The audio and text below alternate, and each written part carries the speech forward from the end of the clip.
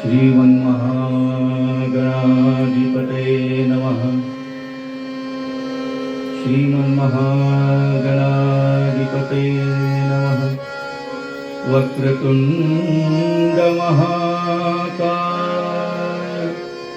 सूर्यकोटि समप्रभ निर्विघ्नं कुरु मे देव सर्वकार्येषु सर्वदा। सर्वमङ्गलमाङ्गल्ये शिवे सर्वार्थसाधिके शरण्ये त्र्यम्बके गौरी नारायणी नमोस्तुते। राजाधिराज रामचंद्र महाराज की जय। जय जय रामदास माय पतित पावना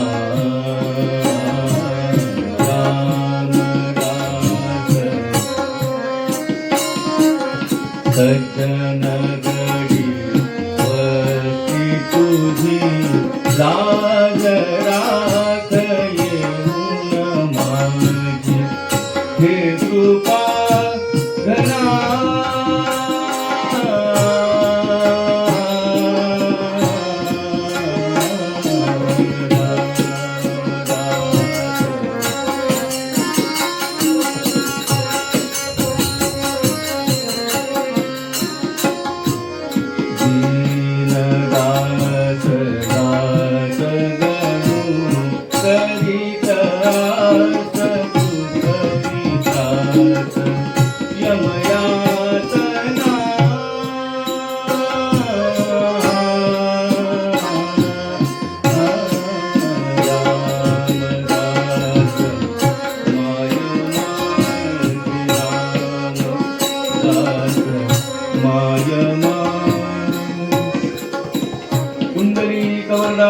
हरि विठ्ठल सद्गुरु ज्ञानेश्वर तुकाराम महाराज की जय। सीताकांत स्मरण जय जय राम। जय जय रघुवीर समर्थ। जय जय रघुवीर समर्थ। जय जय रघुवीर समर्थ। रहम नजर करो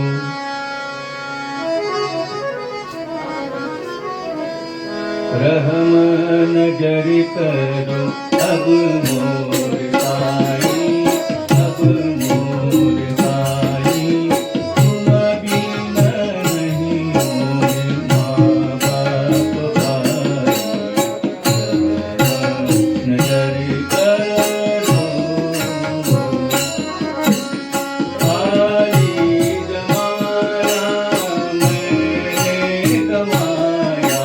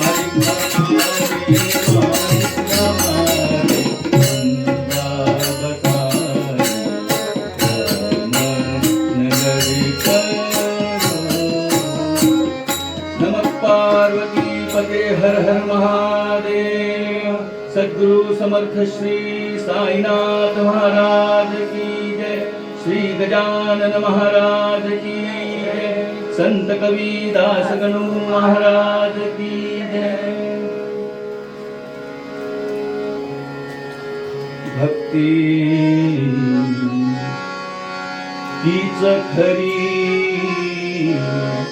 हरीची भक्ती तीच खरी, भक्ती तीच खरी, हरीची भक्ती तीच खरी।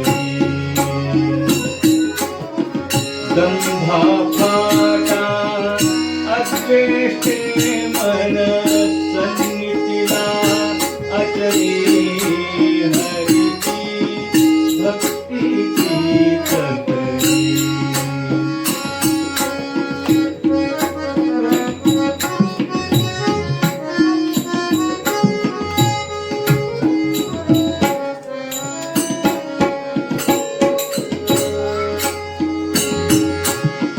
निश्चय जाता कठीण धडेगी, निश्चय जाता कठीण धडेगी, जैसा अचल गिरी, हरीची जैसा अचल गिरी, हरीची भक्ती तीच खरी।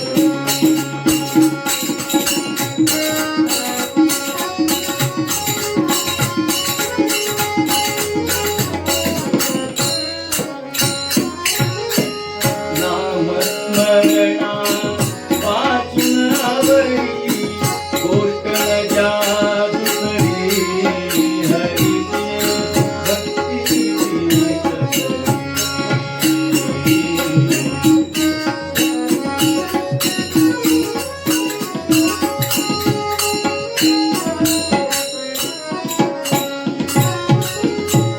परोपरशे दुःख न मानी, उलटे मदत करी, हरीची उलटे मदत करी, हरीची भक्ती तीच खरी, भक्ती।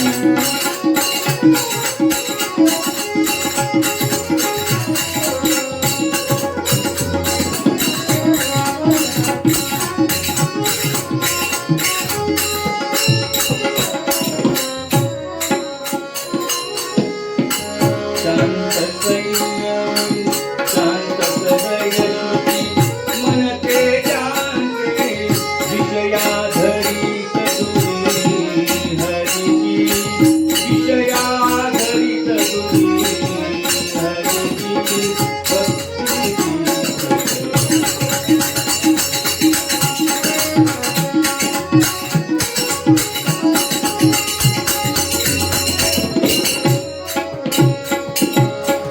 दास गणु म्हणे,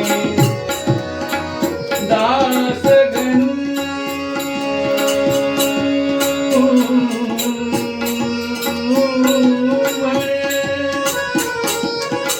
दास गणु म्हणे, असा असे जो, दास गणु म्हणे, असा असे जो, ज्याचे मी पाय धरी, हरीची ज्याचे पाय धरी, हरीची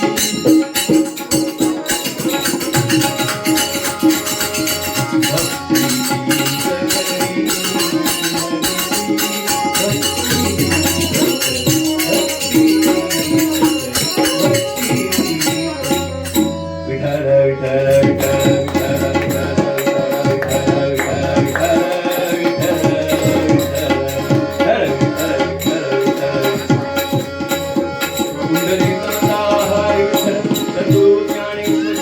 महाराज की जय, जय जय रघुवीर समर्थ, जय जय रघुवीर समर्थ, जय जय रघुवीर। संत कबीरदास गणु महाराज की जय, स्वामी वरदानंद भारती महाराज की जय, भारत माता की जय। प्रस्तुत कीर्तन सेवेसाठी घेतलेला आधुनिक महिपती संत कवी दासगणू महाराजांच्या कीर्तन परंपरेतील अथांग अशा काव्य सागरातील एक अनमोल मोती म्हणजे भक्ती तीच खरी, हरीची भक्ती तीच खरी. अनमोल सागर, काव्य सागर यासाठी म्हणायचं की संत कवी दासगणू महाराजांच्या कीर्तन साहित्य परंपरेत किंबहुना आध्यात्मिक साहित्य परंपरेतील 2,00,000 ओव्यांचा संग्रह किंवा 2,00,000 पदांची संख्या ज्यांच्या काव्य संग्रहामध्ये आहे आणि केवळ अध्यात्माचंच निरूपण ज्या काव्यामध्ये आहे, साहित्यामध्ये आहे, अशा सागरातील एक अनमोल मोती यासाठी म्हणायचं की ज्याच्यामध्ये खऱ्या अर्थाने तत्वज्ञान माणसाला सांगण्याचा प्रयत्न केला. महाराज सोप्या आणि साध्या शब्दामध्ये एकच सांगून मोकळं होतात की भक्ती तीच खरी. भक्ती कशाला म्हणायचं हा सर्वात पहिला मुद्दा आहे. आणि दासगणू महाराज पुढे जाऊन सांगायला लागतात की इतर संतांनी किंवा अन्य संतांनीही सांगितलं की भक्ती करायला हवी. कलियुगा माझी करावे कीर्तन, तेने नारायण देईल भेटी. कलियुगामध्ये कीर्तन करावं, तेने नारायण भेटेल, असं संतांचं वचन आपल्याला सर्वांना माहिती. म्हणजे एकंदरीत काय तर भक्ती करायला हवी. पण आमचे दासगणू महाराज शब्द स्वच्छ आणि चांगले शब्द सांगायला मोकळे होतात की भक्ती करा, पण कंसात असं सांगायला विसरत नाहीत महाराज की भक्ती तीच खरी, हरीची. खरी हा शब्द टाकलाय मध्ये. तुम्ही म्हणताल खरी हा शब्द टाकण्यामागचं कारण काय हो? बाजारामध्ये जोपर्यंत डालडा विकायला नव्हता तोपर्यंत तुपावर चांगलं तूप म्हणून लिहायची गरज नव्हती. पण बाजारात ज्या दिवशी डालडा आला त्या दिवशी सांगावं लागलं की आपल्याला साजूक तूप तुमच्या इथे मिळेल किंवा हे चांगलं तूप आहे. तात्पर्य हा उद्देश त्यामागचा की भक्तीच्या मार्गामध्ये अनेक दंभांची जी भक्ती मांडली गेलेली लोकांनी किंवा अध्यात्माचा काही विपरीत असा अर्थ करून आपले पोटाची खळगी भरण्यासाठी म्हणून त्यांनी आपलं उदरनिर्वाहाचं साधन म्हणून कीर्तन, भजन पूजन इत्यादी गोष्टींना आत्मसात केलंय. याच्यापासून दूर राहण्यासाठी भक्ती कर बाबा, पण उभीच नाही, खरी भक्ती कर. म्हणून मला सांगतात भक्ती तीच खरी.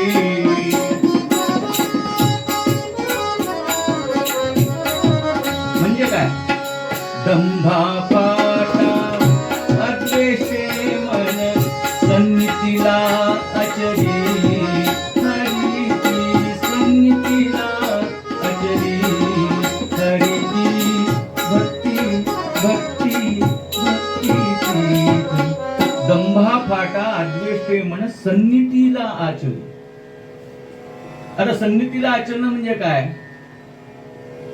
चांगल्या तत्वाची कास धरणे,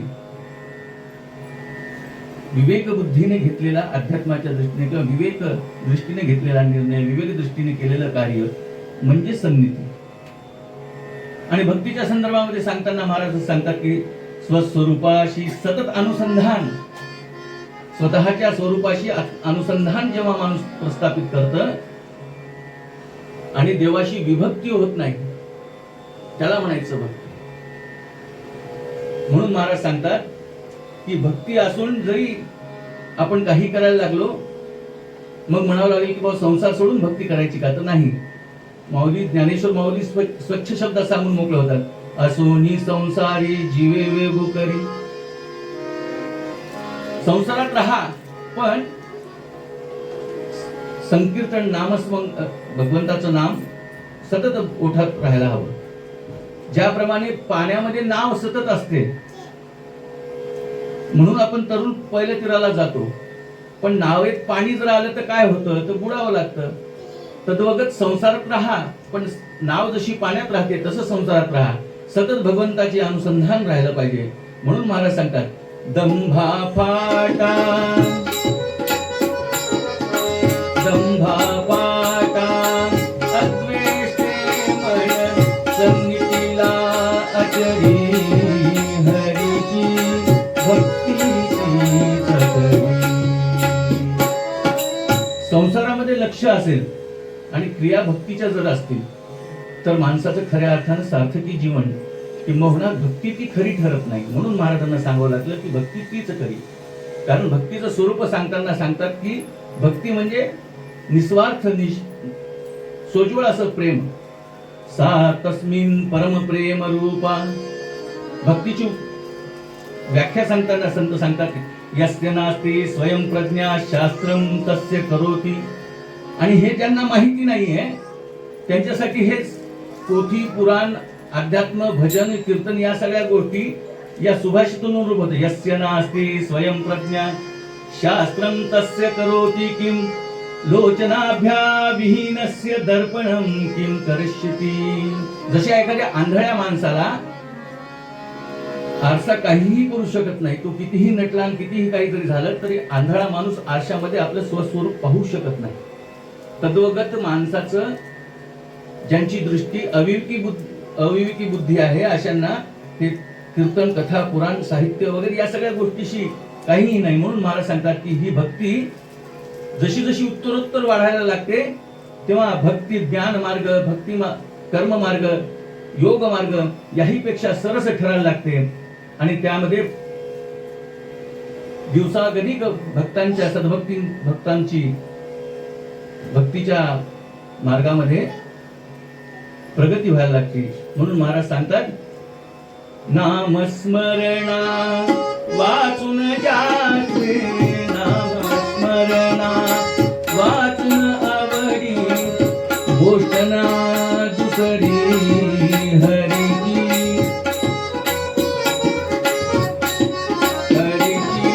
भक्तीची नामस्मरणाशिवाय अन्य काहीही न आवडण्याची जेव्हा परिस्थिती अवस्था जीवनामध्ये साधकाच्या यायला लागते त्यावेळेला ही भक्ती खऱ्या अर्थाने फुलायला लागते. या मग भक्तीचे प्रेमरूपी असे 6 लक्षण सांगितले जातात. गुणरहितम कामना रहित प्रतीक्षणा वर्धमानम अविच्छिन्नम सूक्ष्मंतरम अनुभवम रूपम.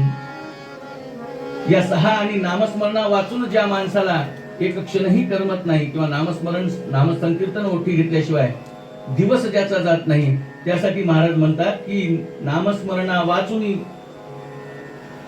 आवडीनं गोष्ट दुसरी कुठली गोष्टच आवडत नाहीये. त्यासाठी महाराज सांगतात की मग ह्या भक्तीच्या मार्गाला जात असताना दृढ निश्चय असणं गरजेचं आहे.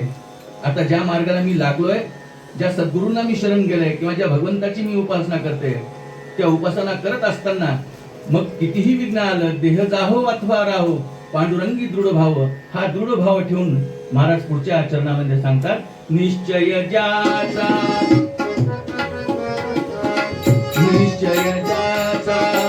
कधी न धरे निश्चय ज्याचा कधी न धरे जैसा अचल गिरी हरिजी जैसा अचल गिरी हरिजी निश्चय ज्याचा कधी न ढळे की ऐसा अचलगिरी एखाद्या पर्वताप्रमाणे स्थिर असून आपल्या भगवत कार्याला काहीही विघ्न आली किंवा काहीही अडथळे आले तर त्याला न जुमानता फक्त सद्भक्ती करत भगवंताचं नामसंकीर्तन करण्यामध्ये काहीही अडथळा आला तर न आपल्या जागेवरून हलता एखाद्या पर्वता समान तो उभा राहतो. त्याला महाराज सांगतात की भक्ती तीच खरी.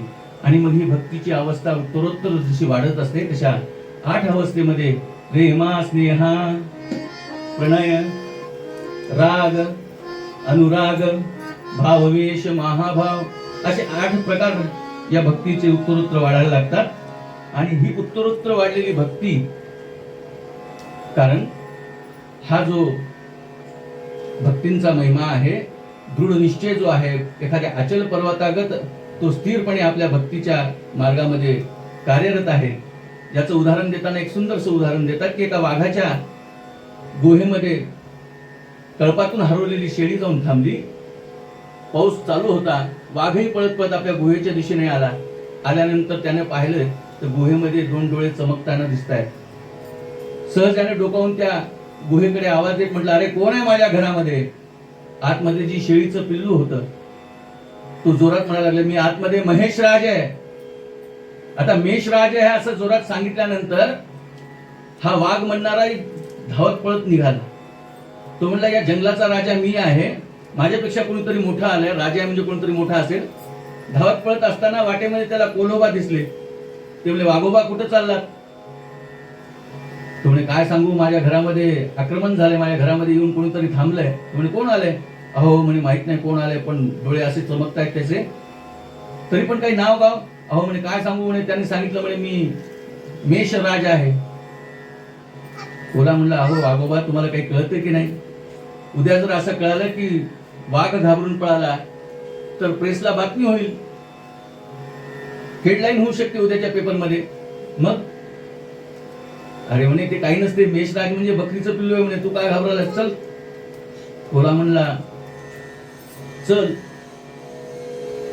वाघ म्हणला अरे बाबा तू फार मोठा राजा आहे कुठला तरी, जोरात मला, मी जेवढा जोरात आवाज काढला त्याच्या जोरात आवाज काढून बोलू लागलं ते म्हणला अरे माझ्यावर भरोसा नाही का, चल. ते म्हणणार तू कोल्ह्याचीच जात तुझी, तुझ्यावर भरोसा करून काय उपयोग, पुन्हा उद्या काही करशील तर. ते म्हणे तसं नको, मी तुम्हाला काहीतरी चांगला जामीन देतो. ते म्हणे काय जामीन देतोस, काही काळजी करू नका म्हणे वाघोबा, तुमची शेपूट आणि माझी शेपूट एकमेकाच्या शेपटीला बांधू, मग तर झालं, मग तर भीती वाटणार नाही, म्हणजे मी पण तुमच्या सोबत येईल. वाघाला तेही गोष्ट मानवली, म्हणजे ठीक आहे बरोबर आहे. कोलोबा आणि वाघोबा दोघेही शेपटीला शेपूट बांधून त्या गुहेपाशी आले. कोल्याने जोरात आवाज दिला, कोण आहे आतमध्ये?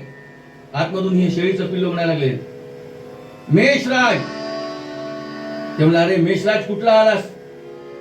आल्यानंतर आतमधलं बकरीचं पिल्लू सांगायला लागलं, अरे रे रे कोल्ह्या म्हणला सकाळी जेवायला काहीतरी धरून आणतो म्हणला होतास, आता दुपारची वेळ व्हायची वेळ आता घेऊन आलास का म्हणला. हे जसं त्या वाघानं ऐकलं तसा हा वाघ तरट पळायला लागला. कोल्हा एकीकडे ओढतोय, वाघ एकीकडे पळतोय. सांगायचं तात्पर्य असं महाराज की ते शेळीचंच लेकरू, शेळीचंच पिल्लू वाघासमोर तर शुल्लक, पण आता मरण आलेलं आहे. आता या मरणाच्या पलीकडे काहीतरी आपल्याला करायला हवं. जीव जाईल तर जाईल, पण आपला हा दृढ निश्चय जर आपण कायम ठेवला तर आपल्याला यश येईल. ही जशी त्या शेळीच्या पिल्ल्याच्या लहान जीवामध्ये ही गोष्ट जशी रूढ झाली, तशी तुम्हा आम्हा सर्वांच्या भक्तीच्या मार्गाने जाताना ही गोष्ट रूढ असायला हवी की निश्चय ज्याचा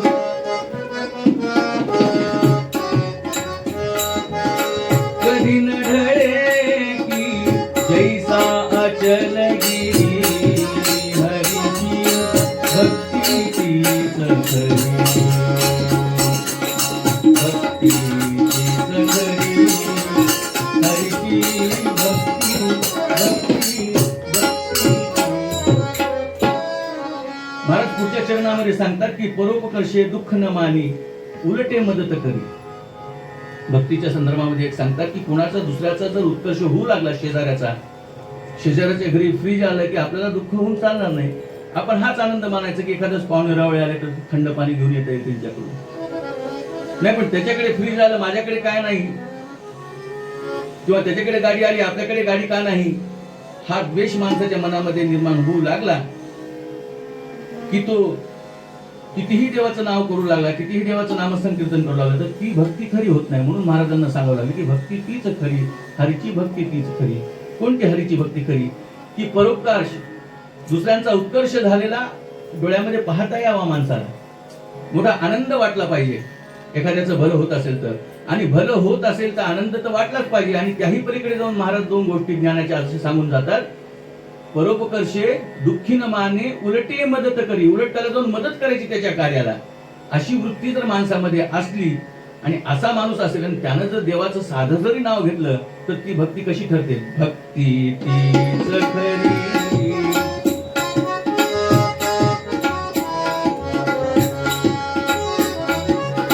शांत सदय शुची मन ते जाते, विषया धरित दुरी, हरीची विषया धरित दुरी, हरीची भक्ती तीच खरी. अशी भक्ती माणसाची झाली की शांत शुची मन ज्यांचं झालं, विषयाला ज्याने दूर दिलाय, विषयाला ज्याने फाटा दिलाय, असं जेव्हा व्हायला लागतं तेव्हा हीच भक्ती मोठ्या भक्ताच्या जीवनामध्ये वसंत घेऊन येते आणि भक्ती फुलायला लागते. आणि ही फुललेली भक्तीचे मग साधारणतः 3 महत्वाचे प्रकार पडतात, ज्यामध्ये साधारण रती. ही साधारण रती नावाची जी भक्ती आहे, जी स्वतःला खूप सुख, स्वतःला खूप आनंद, स्वतःला खूप सौख्य मिळून द्यायचं, म्हणून भगवंताची केलेली जी भक्ती असते अशा भक्तीच्या तुलना कॅटेगरीमध्ये जो भक्त असतो त्याला साधारण रती अशी भक्ती म्हणतात. म्हणजे याच्यामध्ये स्वतःच हित पाहायचं.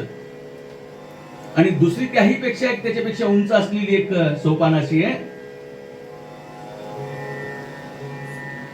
सामंजस्य रती.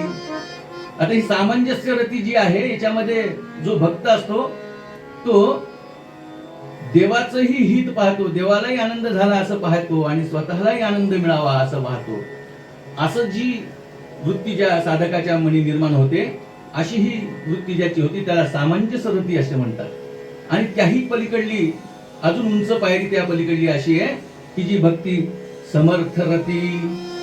ही समर्थ रती म्हणजे की भगवंताच्या भक्तीमध्ये, भगवंताच्या नामसंकीर्तनामध्ये, भगवंताच्या पूजनामध्ये माझं काही जरी झालं तरी चालेल, माझा जीव गेला तरी चालेल, माझा देह गेला तरी जाईल, देह जावो अथवा राहो पांडुरंगी दृढ भाव, अशा पद्धतीची जी वचन आहे ती या भक्तीचं लक्षण सांगितलं जातं की ज्याला समर्थ रती असं म्हणतात. याच्यामध्ये आपण पाहतो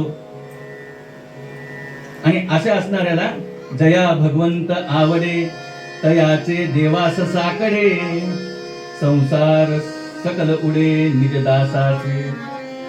संसार दुःख उडे निज दासाचे. ज्याला भगवंत आवडायला लागतं ते संसारातलं सगळं दुःख पाचोळ्या गणिक उडायला लागतं. संसार दुःख विसरवी भक्ती मार्ग विमल दावी, भजन क्रिया उपजवी तो सत्वगुणी. भजन क्रिया ज्याच्या मनामध्ये उपजवायला लावते आणि ही साधारण समर्थ रती जेव्हा व्हायला लागते अशा माणसाच्या मनामध्ये निरूपणाची आवडी, कथेच जावं वाटतं, कीर्तनच जावं वाटतं. निरूपणाची आवडी जया हरी कथेची गोडी, क्रिया पालटे रोकडी तो एक सत्वगुण.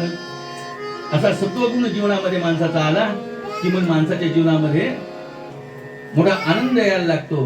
परोपकर्ष पाहण्यामध्ये त्याला दुःख वाटत नाही, उलट तो मदत करायला लागतो. श्रवणम कीर्तनम विष्णू स्मरणम पाद सेवनम अर्चनम वेदम दास्यम सख्यात्म निवेदनम.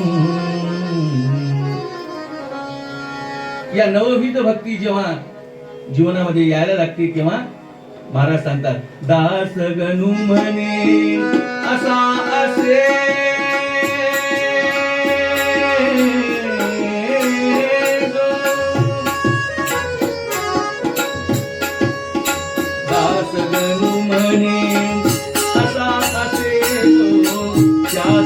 पाय धरी हरी, त्याचे मी पाय धरी हरी, भक्तीची सखरी,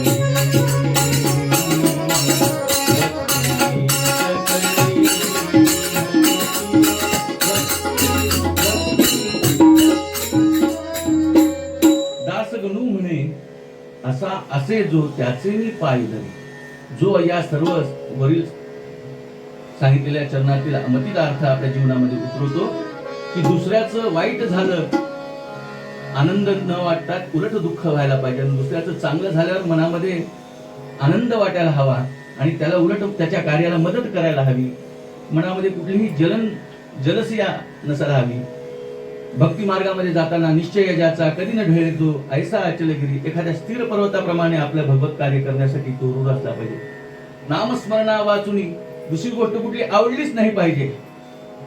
माझी मज वाचा झाली अनावर, तुकोबरायांच्या वचनाप्रमाणे ही गोष्ट झाली पाहिजे. आणि शांत सदयशुची म्हणते ज्याचे विषया धरित दुरी. विषयाला ज्याने फाटा दिलाय, विषय ज्यांनी दूर केले अशाला दासगणू महाराज सांगतात दास गणू म्हणे असा असे जो त्याचे मी पाय धरी हरीची, त्याचे मी पाय धरी हरीची, भक्तीची सखरी, भक्तीची सखरी हरीची, भक्तीची सखरी.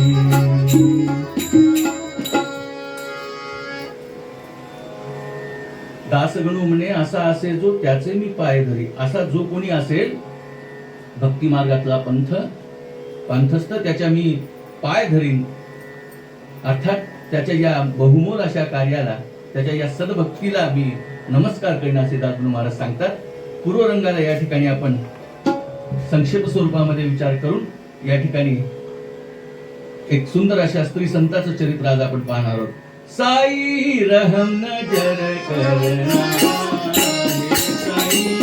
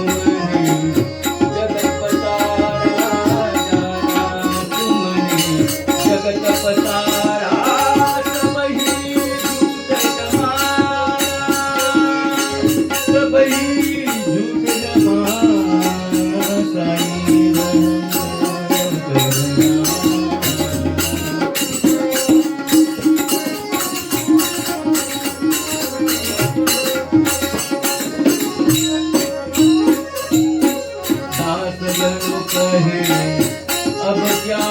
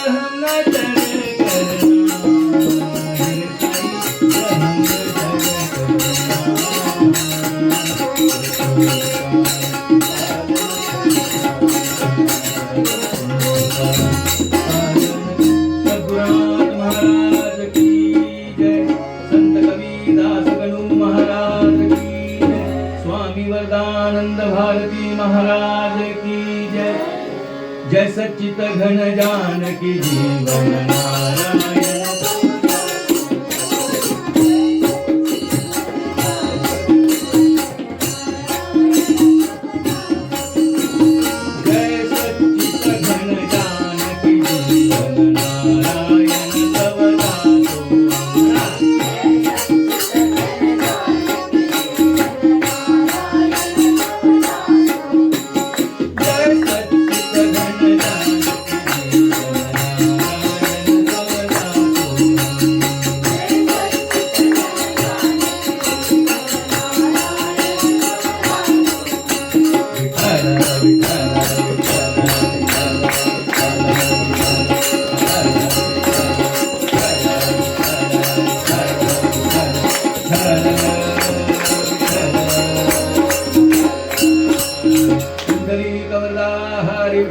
सद्गुरु ज्ञानेश्वर तुकाराम महाराज की जय. जय रघुवीर समर्थ.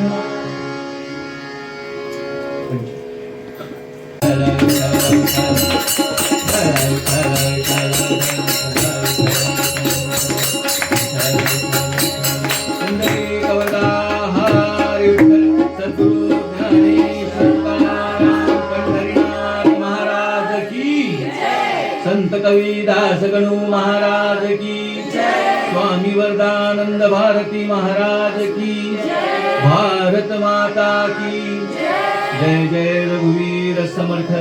जय जय रघुवीर समर्थ. जय जय रघुवीर समर्थ.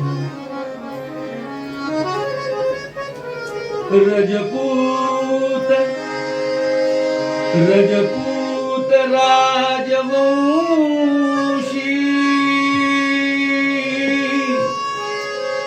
रजपूत राजवंशी झाली बाला मीरा शुची धन्या.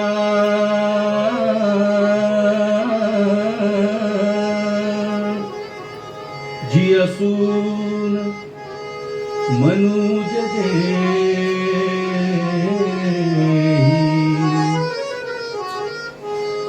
मनुज देही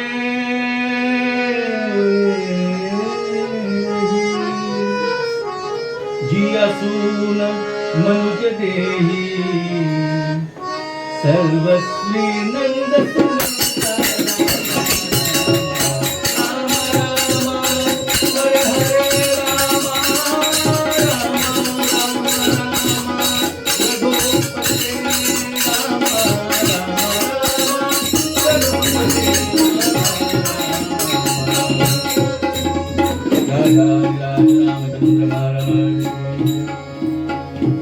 रजपूत राजवंशी राजपूत राजस्थान येथील अतिशय खानदानी अशा एका घराण्यामध्ये रजपूत घराण्यामध्ये एक मुलगी जन्माला आली. जी असून मनुज देही जी असून मनुज देही माणसाच्या रूपात आलेले बाळ महाराज ते लेकरू, पण तिच्या भक्तीच्या मार्गात भक्तीच्या तिच्या कार्यात तिच्या ज्या भगवत प्राप्ती किंवा भगवत कार्यामध्ये तिचा जो अधिकार आहे ती साक्षात ईश्वर म्हणून प्रगट झाली की काय असं वाटायला हवं. जी असून मनुज देही सर्वस्वनंद सुंदर. भगवान श्रीकृष्णाला एवढी प्रिय आणि आवडती झाली महाराज, जरी ती मानव देहा रूपामध्ये आलेली असली तरी भगवतीचा तुला अधिकार भक्तीतला तिचा पाहिला. कोण होती ही मुलगी, कुठं आली, कशी आली, कुठं जन्म झाला, या संदर्भात महाराज सांगतात. जोधपूरच्या सन्निध ग्राम जोधपूरच्या सन्निध ग्राम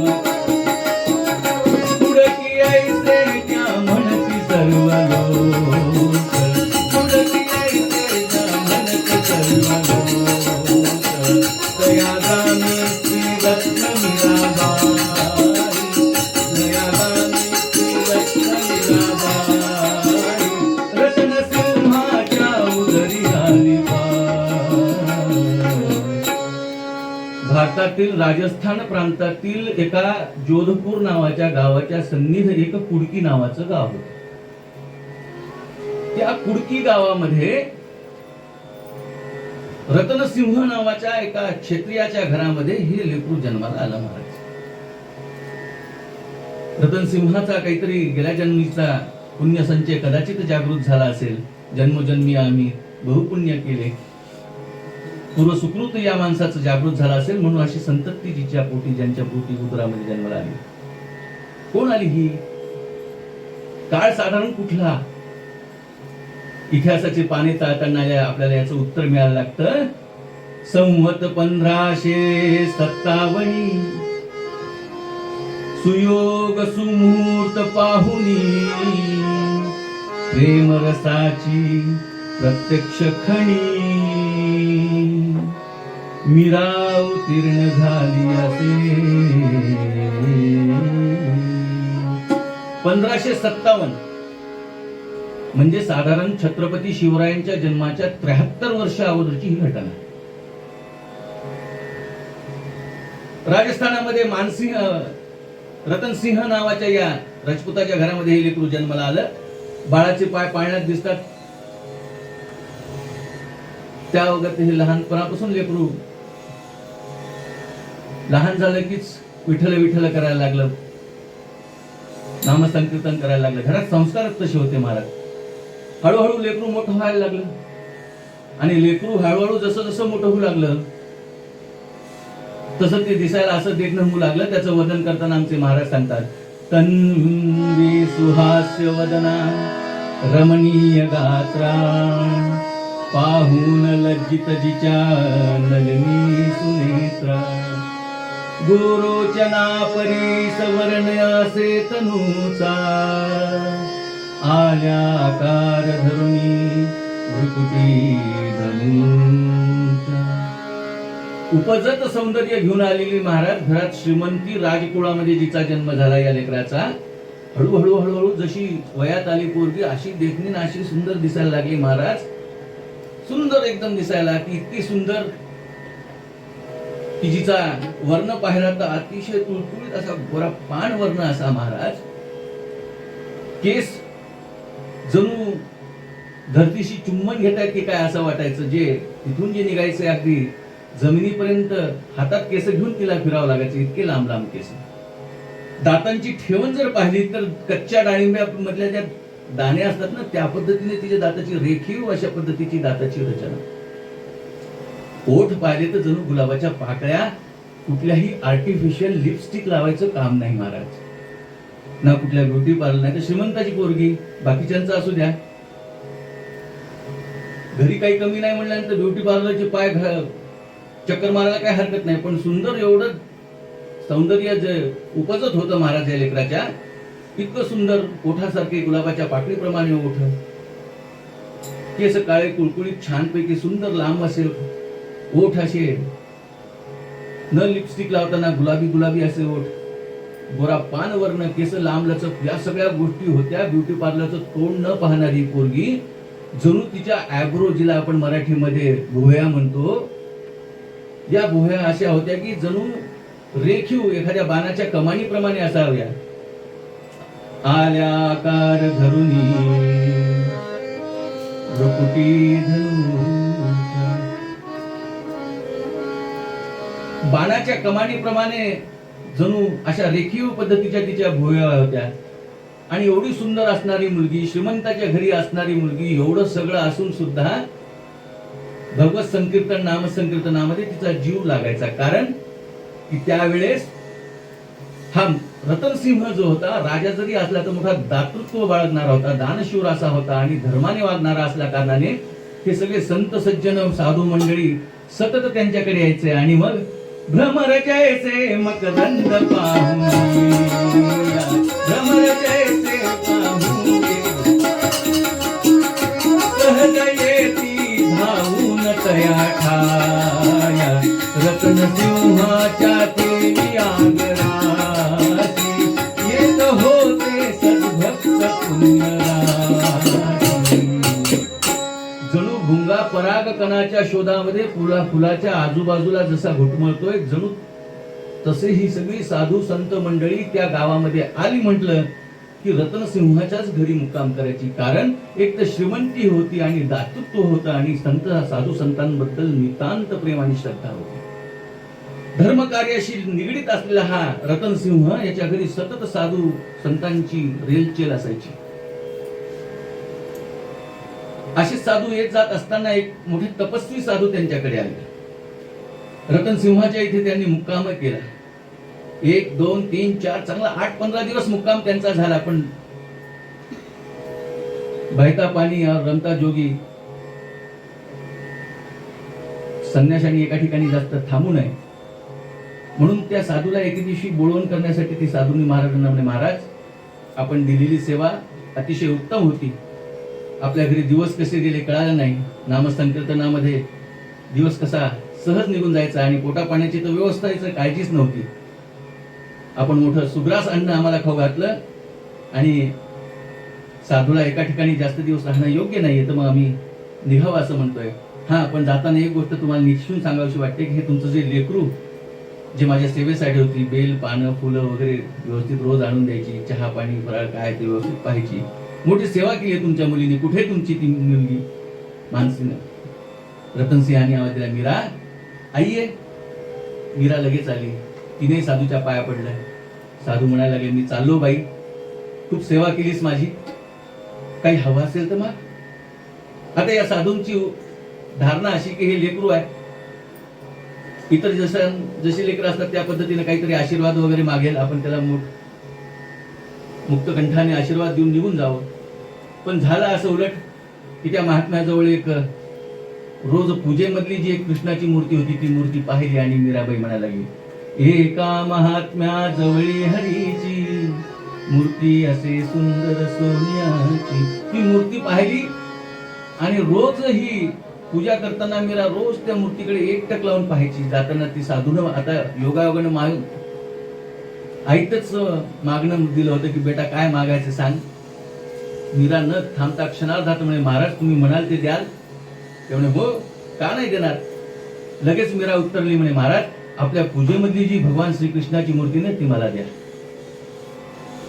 आता या साधूच्या पायाखालची वाळूच सरकली. अनेक पिढ्यापासून याच्या गुरुपासून त्यांच्याकडे असलेली ही मूर्ती होती.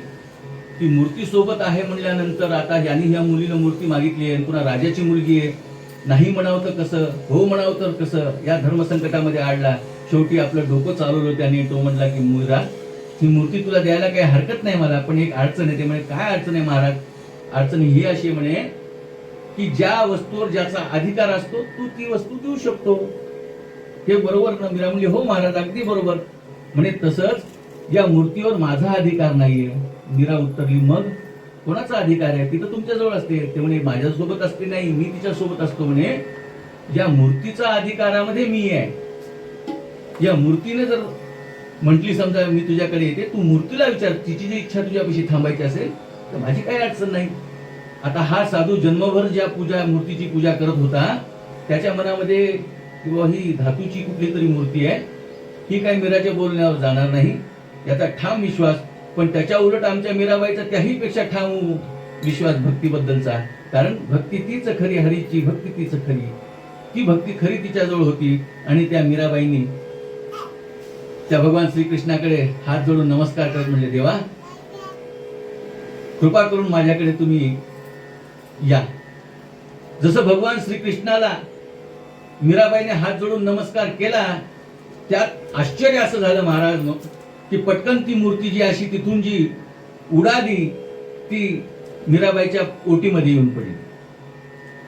मीराबाईच्या ओटीत येऊन पडल्याबरोबर पांडुरंग हरी वासुदेव हरी. मीराबाईच्या ओटीत येऊन ती मूर्ती पडली. पडल्याबरोबर तो महाराजही चकित झाला. म्हणला जन्मभर आयुष्यभर या मूर्तीची मी सेवा केली पण या मूर्तीने मला कधी असं चमत्कारिकरित्या कधी दाखवलं नाही, स्वतःचं दर्शन केलं नाही. पण या मुलीचा मोठा अधिकार आहे. त्या मुलीला मोठ्या श्रद्धाभावाने ती मूर्ती दिली आणि निघण्यासाठी म्हणून साधू निघाले. जाताना साधू म्हणले मीरा अगं म्हणला तू माझ्यापेक्षा खूप वयाने लहान आहेस, फक्त तुझ्या पाया पडायचं मी बाकी ठेवतोय. पण तुझ्यासारखी महान लेकरू ज्यांच्या उदरी जन्माला आले ना निश्चितच त्या मायबापाचं मोठं भाग्य आहे. असे म्हणून त्या साधूंनी रतनसिंहाचा निरोप घेतला, मीराबाईचा निरोप घेतला. आता दुधात साखर जशी पडावी महाराज, सोन्याला सुगंध जसा यावा असा आनंद हिच्या जीवनामध्ये आला. कारण भक्तिरूपी जलामध्ये नाहून निघालेली ही मीरा आता तिला एक साधन सापडले, मूर्ती तिला सापडली. आता ही मूर्ती मिळाली. मूर्ती मिळाल्यापासून मीरा करीतसे देवार्चन,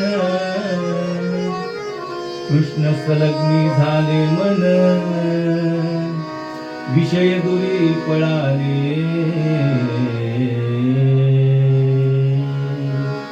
जशी मूर्ती आली घरी संपन्नता होती. बापाने आपल्या त्या राजवाड्याच्या परिसरामध्ये एक भव्य मस्तपैकी छान मंदिर बांधून दिलं. तिथे ही मूर्तीची प्राणप्रतिष्ठा केली. आता ही मूर्ती रोज आली म्हणल्यानंतर ही मुलगी सतत त्या मंदिरामध्ये रोज. कारण कृष्णी संलग्न झाले मन, विषय दुरी पळाले. सगळ्या विषयाला तिलांजली दिली महाराज. ते लेकरू रोज त्या भगवत भक्तीमध्ये लीन असायचं भगवान श्रीकृष्णाच्या मूर्तीमध्ये. एका राज्यामध्ये एका वाड्यामध्ये राहून माया आणि लेकीची रोज भेट व्हायला तयार होती. 8-8 दिवस लेकरू येत नाहीये, लेकराची भेट होत नाही. कुठे मीरा म्हणलं तर मीरा मंदिरामध्ये, कुठे मीरा म्हणले की मीरा मंदिरामध्ये. एक दिवशी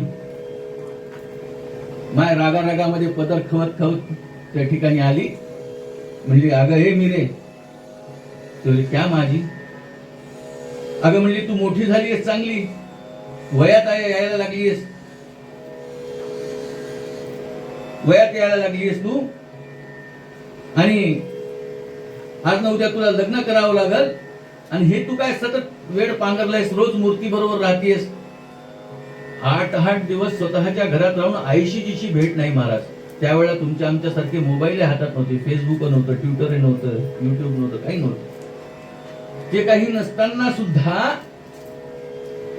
या मीरेची आणि मीरेच्या आईची भेट होत नाही, तेव्हा ही मीरेची आई त्या ठिकाणी गेली. मीराला म्हणायला लागली, मीराबाई आता तू वयात येशील, लग्न करावं लागेल. ती मग नंतर उत्तर द्यायला लागली, म्हणे आई मी जननी गे, मी जननी गे, मानवा जननी गे वरनार नाही, ते मर्त्य त्यास धनी बक्षील काळ पाही. आई म्हणे मी माणसावर कोणा लग्न करणार नाही. ते म्हणे का ग, माणसावर सगळेजण लग्न करतायत आणि तू काय कोणाबरोबर लग्न करणार? ते म्हणे आई मी माणसाबरोबर का करणार? म्हणजे का काय सांगू आई? म्हणे माणसं जी असतात आज न उद्या ते नश्वर आहेत, आज न उद्या ते मरतात. ते म्हणजे सगळेच माणसं मरत असतात, पण ते म्हातारे पण होतात आई म्हणली, त्यांच्यावर लग्न करून काय उपयोग? ते म्हणजे असं जगाच्या पाठीवर कोणी आहे मीरा जे म्हातार होत नाही, त्याला मरण नाही? ते म्हणजे आहे ना, मेरे तो गिरधर गोपाल दुसरो ना कोई. माझं लग्न या गोपाल श्रीकृष्णाबरोबर झालंय. मी माझ्या मनातून याला बाबा श्रीकृष्णाला वरलाय नाही, याला मरण आहे ना म्हातारपण आहे, हा चिरंजीव आहे. अगदी काळ येईल जाईल सगळं संपेल, पण हा जसा आहे तसा आहे. म्हणून मला कोणावर लग्न भरीत पाडण्यासाठी आई बळजबरी नको करू. तुम्ही असं कुठं शक्य आहे? पोरीची जात आहे, लग्न करावंच लागल. त्यावर मीरा म्हणायला लागली, नरापरी राहिल्या जगती ब्रह्मचारी स्त्रिया. आई म्हणायला लागली, अगं नरापरी स्त्रिया जर ब्रह्मचारी राहिल्या तर लोक नाव ठेवतील. असे असून तू रथा धरसी आग्रह कायसा. तू असा कसा आग्रह धरतीस? मिळे नवरच्या वरी नरतनु पुन्हा कारणे, तदीय उपयोग हा हरिपदांबुजा सेवने. हा नरतनु जो मिळालाय माझा, या हरिभक्तीच्या चरणारविंदावर नतमस्तक होऊन भक्तीच्या मार्गामध्ये मी राहणारी आई, मी या भगवान श्रीकृष्णाला मनोमन वरलंय. पुराणामध्ये तू पाहतेस पुरुष जसे ब्रह्मचारी राहतात तशा स्त्रियाही राहतात. ती म्हणली, आई म्हणली हो हो बरं माहिती आहे. म्हणली कोण म्हणलं ग? म्हणली तू कोणत्या स्त्रिया दाखव बरं. त्यावर मीराचंही उत्तर तयार होतं महाराज.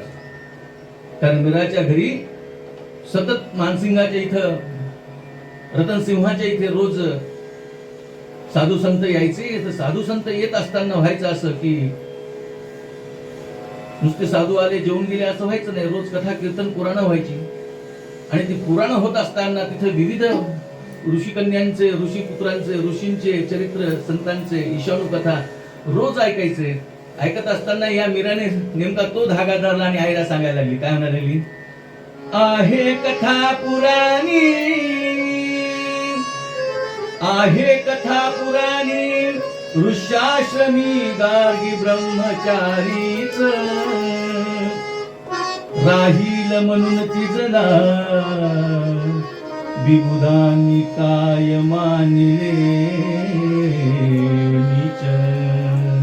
अगं आई म्हणली मी पुराणात ऐकलंय ऋष्याश्रमामध्ये गार्गी वगैरे सुद्धा ब्रह्मचारी असायचं. त्यांनी पूर्ण जीवन आपलं ब्रह्मचार्य स्वीकारून धर्म कार्य केलंय. आणि तेवढंच काय म्हणे, कलियुगामध्ये सुद्धा अनेक आपण स्त्रिया पाहतो. आपणही आपल्या परिसरामध्ये सर्वजण माहिती आहे आपल्याला की गार्गीताईंसारख्या, वसुताईंसारख्या आजही ब्रह्मचारी स्त्रिया साध्वी आपल्यामध्ये जिवंत आहे, की ज्यांना आपण सतत पाहतो. सतत त्यांच्या जीवनाच्या कार्यप्रसंगाकडे आपण पाहत असतो, की त्यांची कार्यशैली पाहत असतो, भगवत भक्ती पाहत असतो, भगवत कार्याशी असलेला समर्पण भाव पाहत असतो. अशा स्त्रिया सुद्धा गार्गी स्वरूप असतात.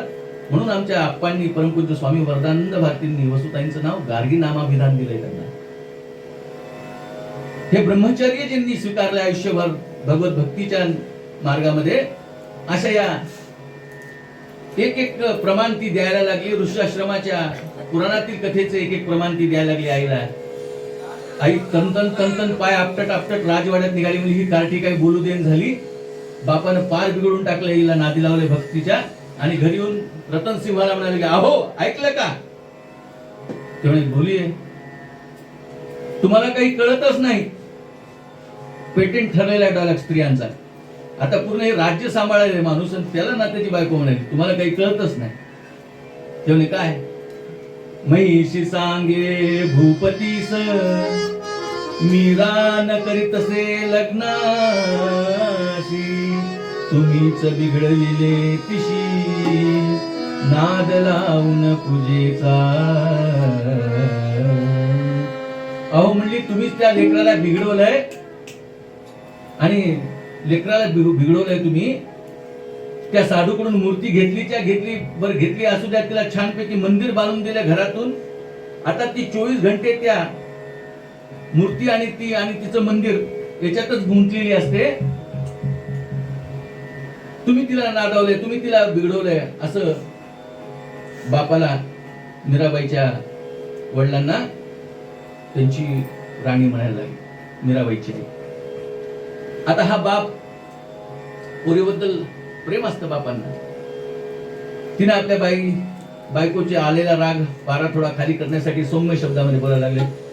कुठे आली परितीची लग्न वेळा, वर्ष 14वे अजूनचे वया. जई होईल तारुण्य भरा माझी, जई होईल करण्यात लग्न. अगं म्हणजे अजून तिचं वयच काय, लहान लेकरू आहे. आता तर 14 झाली एक फक्त, पण त्या काळामध्ये 14 म्हणजे बऱ्यापैकी होत. जेव्हा तारुण्यामध्ये येईल तेव्हा ते लग्न करावं वाटेल म्हणे. आता लहान लेकरू आहे. वडिलांनी ही कशी तरी वेळ मारून दिली. काही दिवस निघून गेले आणि काही दिवस झाल्यानंतर त्या कुडकी ग्रामामध्ये त्या रतनसिंहाच्या म्हणजे राजधानीमध्ये एक 10-15 असे शरीराने तयार असणारे रामभक्त बैरागी या ठिकाणी आले. आणि नुसते येत नव्हते महाराज, मुखामध्ये नाम संकीर्तन भगवान श्री रामचंद्राचे. श्रीराम जय राम जय जय राम म्हणा.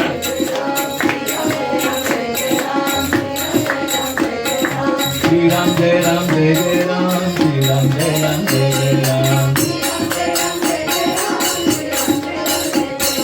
श्रीराम जय राम जय जय राम,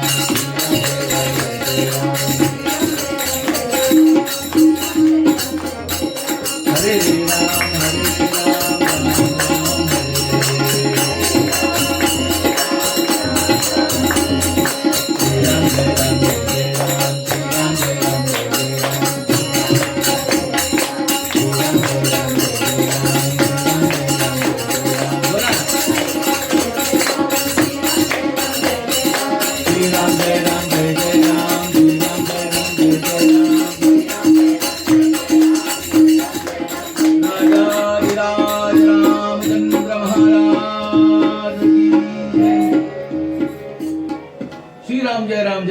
श्रीराम जय राम असा बैराग्याचा काफिला त्या गावामध्ये दाखल झाला महाराज. झाल्यानंतर त्यांनी विचारायला लागले, आता या गावामध्ये कोणाकडे तरी राहायची व्यवस्था होईल का, आमच्या शिद्याची व्यवस्था होईल का, अशी चौकशी करत असताना एक जणांनी मोठं म्हणून करून सांगितलं, अभय तुम्ही आलायत तर अशा ठिकाणी आलायत की बस विचारताय सोडे म्हणे. मग तुम्ही असं करा म्हणे, आमचे जे राजे आहेत रतनसिंहजी मोठे धर्मप्रिय आहेत, दान धर्म वगैरे करतायत, साधू संतांची सेवा मोठ्या स्वच्छांतकरणाने करतायत. आणि आशाच्याच घरी त्यांची जी मुलगी आहे मोठी अधिकारी आहे. आता राजाच्या घरी ही व्यवस्था होते म्हणल्यानंतर रामभक्त मोठे स्वाभिमानी होते. ते म्हणायला लागले, श्रीमंत बदमाशिका मालपुवा, श्रीमंतांचा मालपुवा किंवा त्यांच्या घरची संपत्ती किंवा त्यांच्या इथलं अन्न नको आम्हाला. का? एक म्हातारा येऊन मध्येच म्हणला, का म्हणे आमच्या राजाला असं का म्हणताय तुम्ही? तेव्हा ते संन्याशी बैरागी सांगायला लागले, अहो म्हणे राजाचं इथलं धन अशुद्ध असतं. का? सज्जनाचे येथे बळेच करावे भोजन, नसता उदक पान करावे. कमीत कमी पाणी तरी प्यावं म्हणे सज्जनाच्या इथं. ते म्हणे आमच्या राजा काय सज्जन नाही का? राजाच्या धनामध्ये काय दोष आहे? ते म्हणे राजाच्या धनामध्ये दोष कसा नाही? एखाद्या गावामध्ये वेश्या आहे राज्यामध्ये, तिने जन्मभर आणि तिने पैसा गोळा केलाय, मरताना कोणीही वंशज नाही, मरून गेली तिचा. उरलेला जो पैसा आहे तो जातो कुठं? राजाच्या राजखजिन्यामध्ये जातो. राज्यामध्ये फार मोठा दरोडा पडलाय, दरोडेखोर पकडल्या गेलेत मुद्देमाला सहित, दरोडेखोर जेलमध्ये गेलेत. सापडलेला मुद्देमाल जो कुठं जाणार? राजाच्या राजखजिन्यामध्ये जाईल. मग असा खजानातला जो पैसा आहे, हा जो पैसा त्याच्या तिजोरीतला आहे राजदरबारातल्या, तो शुद्ध असू कसा शकतो? अशा गोष्टी तर्क वितर्क त्या यांनी सांगितलंय. त्यात तो म्हातारा म्हणाला म्हणे, अहो एकदा तुम्ही जाऊन बघा आमच्या राजाकडे, राजांचा खजाना कसा आहे तो एकदा तुम्ही पहाच. त्यांच्या घरामध्येच तुम्हाला गेल्यानंतर प्रासादिकता मिळेल. हे सगळे बैरागी मंडळी भगवंताचं नामसंकीर्तन रामचंद्राचं करत करत मान रतनसिंहाच्या दारापर्यंत निघाले. श्रीराम जय राम जय जय राम, श्रीराम जय राम जय जय राम, श्रीराम जय राम जय जय राम, श्रीराम जय राम, श्रीराम जय राम जय जय राम, श्रीराम जय राम जय जय राम, श्रीराम जय राम जय जय राम, श्रीराम जय राम जय जय राम, राम राम राम करत करत करत करत रतनसिंहाच्या वाड्यात पोहोचले. वाड्यात पोहोचल्यानंतर ज्या ठिकाणी मीराबाईचं मंदिर होतं त्या मंदिराच्या बाहेर उभं टाकले आणि मीराबाई मोठ्या आनंदाच्या भरामध्ये भगवान श्रीकृष्णाच्या भक्तीमध्ये एवढी लीन झाली होती. हे कान्हा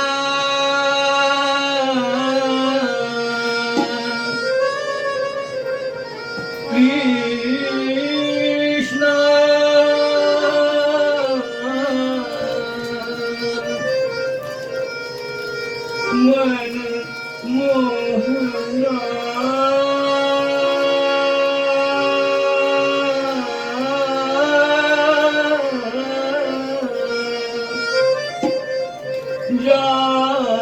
जाने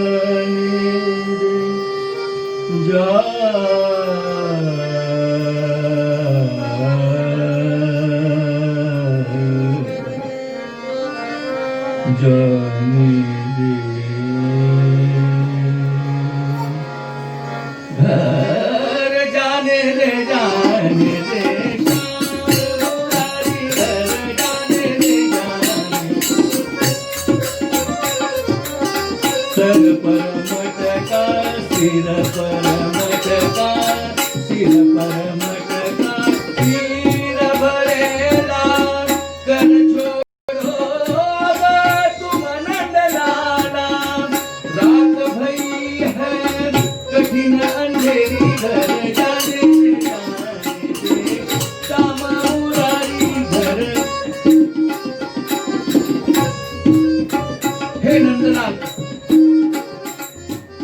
जब से इस मूर्ति की सन्निधि में आई हूं, नंद किशोर आपकी तस्वीर जब से देखी है, आपकी मूरत में मेरे ये दो नैना पूरी तरह से समा चुके हैं. आपको ना देखूं, आपके दर्शन ना कर पाऊं तो दिल में कुछ हलचल सी मचल जाती है. कान्हा हे कृष्ण क्यों? तेरी सूरत में जादू भरी है, जादू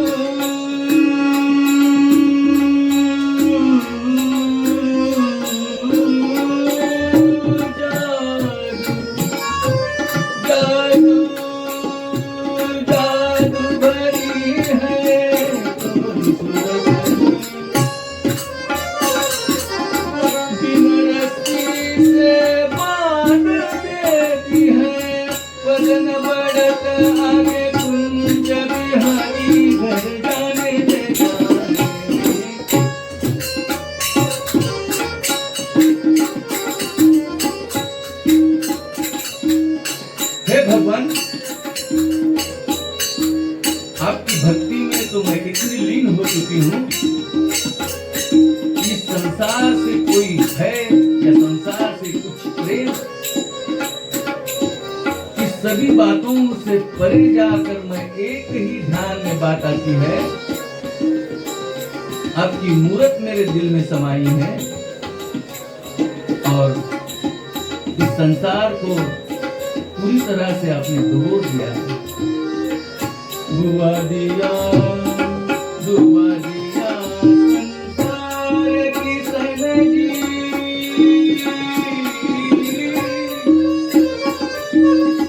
की सनगी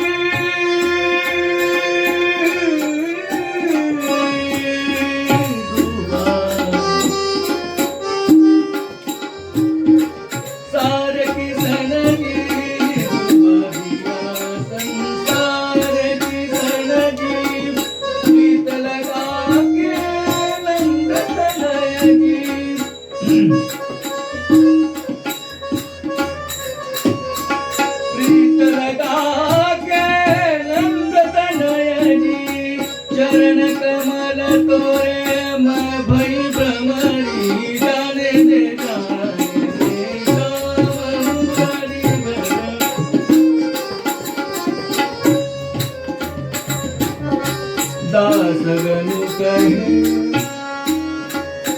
दासगनु गोप गोपिका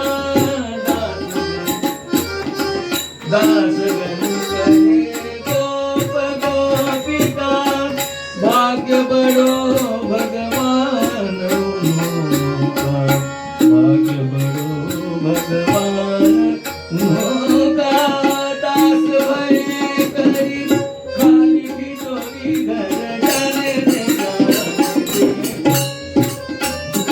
घर जाने दे जाने दे जाने दे जाने दे जाने दे जाने दे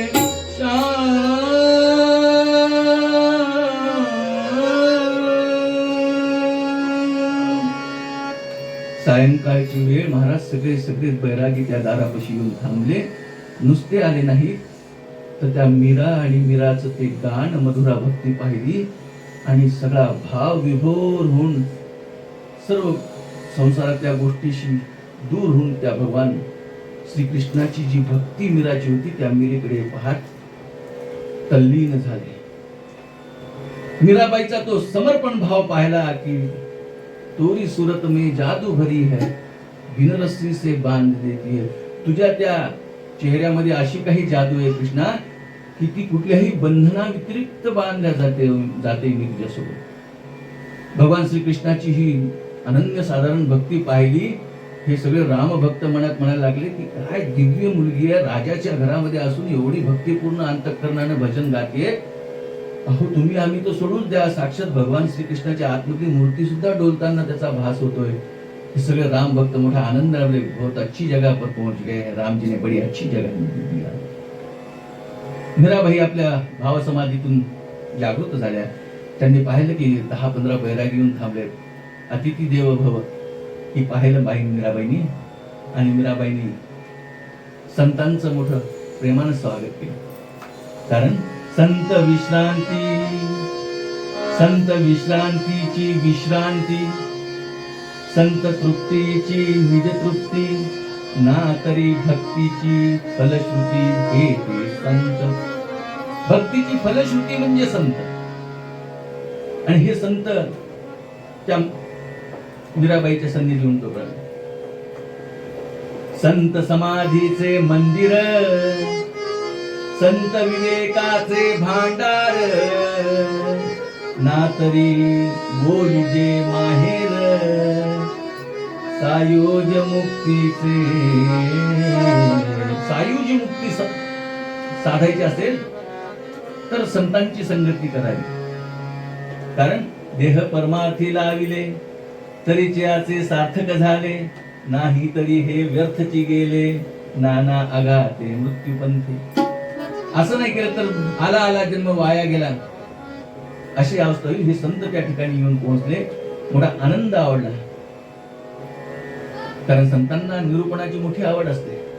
निरूपणाची आवडी जया हरी, कथेची गोडी, क्रिया पालटे रोकडी, तोडते सत्वगुण.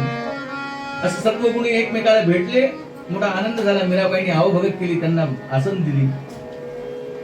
मीराबाई म्हणले पण ठीक आहे आलात महाराज, खूप छान झालं. ते म्हणायला लागले हो पण आम्ही रामभक्त आहोत, तुम्ही कृष्ण भक्त दिसताय. आता दोन्ही संत असल्या, साधू प्रवृत्तीचे असल्या कारणाने यांच्यामध्ये असा काही वाद निर्माण झाला नाही. मैं कृष्ण का तू राम का, किंवा मैं शिव का तुम हरी के, असा द्वैतभाव काही त्यांच्या ठिकाणी नव्हता. आपली आपली उपासना आपल्या आपल्या पद्धतीने त्यांनी करायला सुरुवात केली. आणि मीराबाईला ते संत म्हणायला लागले की आम्ही काही दिवस इथं राहू. ठीक आहे. आणि मोठं कौतुक त्या ठिकाणी झालं. रोज भक्तीचा महासागर त्या ठिकाणी, कुंभ या ठिकाणी भरला. 2-3 भजन आमच्या रामभक्तांनी म्हणायचे. त्याला प्रत्युत्तर कृष्णाचे भजन उत्तरादाखल मीराबाई गायची. रोज असं झालं. एक दिवस आता उद्या जायची वेळ आली आहे, 2 दिवसांनी जायचंय आपल्याला.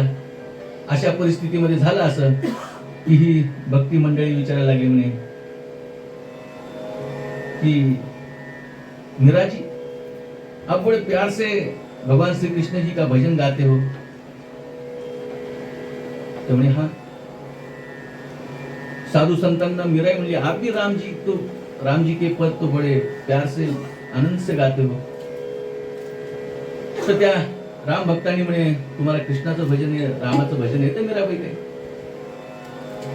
मीराबाई म्हणे, तुम्हाला कृष्णाचं येते का आमच्या भजन? त्या साधूंनी कृष्णाचं भजन म्हणून दाखवलं. आता मीराबाईंची वेळ आली. मीराबाई म्हणे, आता दुसऱ्या तिसऱ्याचं कशाला, मी स्वतः स्फूर्ती आणि मी स्वतः येते. पायो राम रतन धन पायो पायो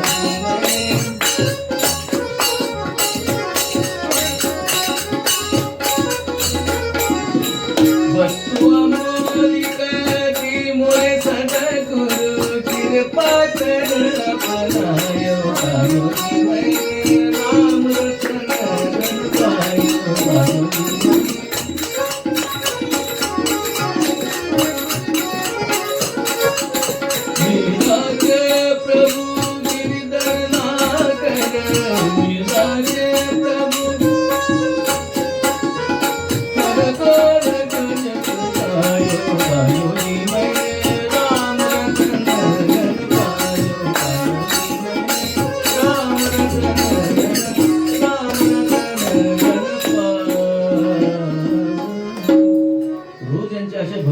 दिला भक्तींच्या प्रसंग त्या ठिकाणी एकमेकाशी अनुभवत असताना गावामध्ये हे सगळं पाहिली चर्चा निघायला लागली. गावात मोठे चर्चेदार माणसं असतात. पण एखाद्या ठिकाणी काही चांगलं होऊ लागलं तर त्याला चौकात कसं आणायचं, किंवा एखादं वाईट होऊ लागलं तर त्याला चौकात कसं आणायचं, मोठं कौतुक चालू. गावामध्ये दबक्या आवाजामध्ये चर्चा सुरू व्हायला लागली. म्हणजे काय, अहो बघा म्हणे ती मीरा, काय भक्तीच्या नावाखाली काहीतरी अंधार चालू आहे त्यांच्याकडे. भक्तीच्या नावाखाली अंधार चालू आहे तेव्हा नाही का, बघा म्हणे 10-12 काय ती गोसावी येऊन बसलेत म्हणली, बैरागी तरुण आहेत. पुन्हा ही पोरगी तरुणच आहे. राजाची पोरगी असल्यामुळे बोलावं कोण, पण जन अपवाद, जनाच्या मुखाला हात लावता येत नाही. मोठी चर्चा खरमरीत चालू व्हायला लागली. आता ही सगळी चर्चा पाहिल्यानंतर त्या ठिकाणी हे राजे गेल्यानंतर रतनसिंहाच्या मनामध्ये ही कानावर चर्चा आली. रतनसिंह हातामध्ये खड्ग घेऊन त्या मंदिरामध्ये घेऊन जाऊन सांगायला लागले म्हणे, मीरे अगं लोक फार वाईट चर्चा करतायत, पण मला तुझ्यावर भरोसा आहे.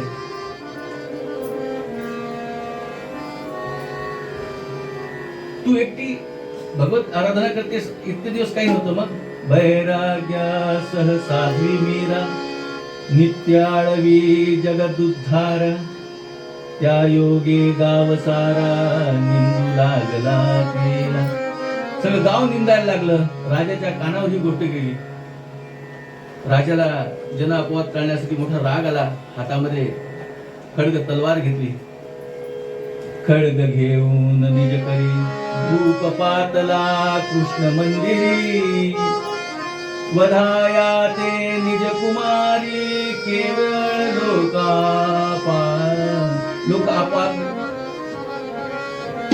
लोकांचा अपवाद फक्त म्हणून त्या आपल्या कन्येच्या राजवाड्यात गेली. येऊन म्हणायला लागली, अगं मीरा, मला तुझ्यावर खूप मोठा भरोसा आहे, पण लोक या बाबतीत खूप उलटसुलट चर्चा करतात. हे सगळे बैरागी आणि तू तरुण, तुला एकटीला भक्ती करण्यासाठी मी कधीच रोखलो नाही. उलट मी तुला मंदिर पण बांधून दिलं. करी भजन मंदिरी परी नकोत कोणी इथे, पुरुष परके कथू तुझसी कायमी वर्मते. पुरुष परके घेऊन तशात तू नव यौवने, त्वदीय देह शृंगारीला, म्हणून पडदा मुली उचित साच आहे तुला. अगं म्हणे मीरा, एक तर तरुण आहेस, दिसायला सुंदर, हे तरुण बाण सगळे तुझ्या सोबत आहेत. तू एकटी भक्ती मार्गाशी भगवान श्रीकृष्णाशी भक्ती करावी याच्याशी मला काही देणे घेणं नाही. ती म्हणे आई मी एकटी कुठे आहे बाबा? तुम्ही एकटी म्हणजे कुठं? हो ग तेच सांगतोय तुला एकटीला नाही. अहो तुम्ही बैरागी आहेत. तुम्ही बैरागी असू दे आणि मी कुमारी का कुठे? म्हणजे माझं लग्न झालेलं आहे, मी एकटी कुठे? ते म्हणे का तुझं लग्न झालं? म्हणजे भगवान श्रीकृष्णाशी माझं लग्न झालंय. माझा नवरा असताना बाकी पुरुष असले तर परपुरुषाशी काही संबंधच येत नाही म्हणे. असं कसं बोलताय बाबा तुम्ही?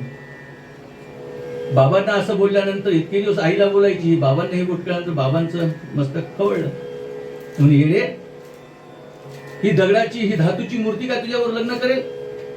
नाही बाबा, हिचं माझ्यावर लग्न झाले आणि नवरा सोबत असताना अशी किती परपुरुष असले तरी त्याचा बाट थोडीच लागणार आहे. हे मीरेचं बोलणं पाहिलं, बापाचं डोकं खवळलं आणि म्हणायला लागले, त्वदीय असल्या हातात मीराबाई, धनी तांबूल तो करून त्यासले, तोच तांबूल घेतल्यात जगन्नाथे, तुझे म्हणणे वाटेल सत्यवाटे.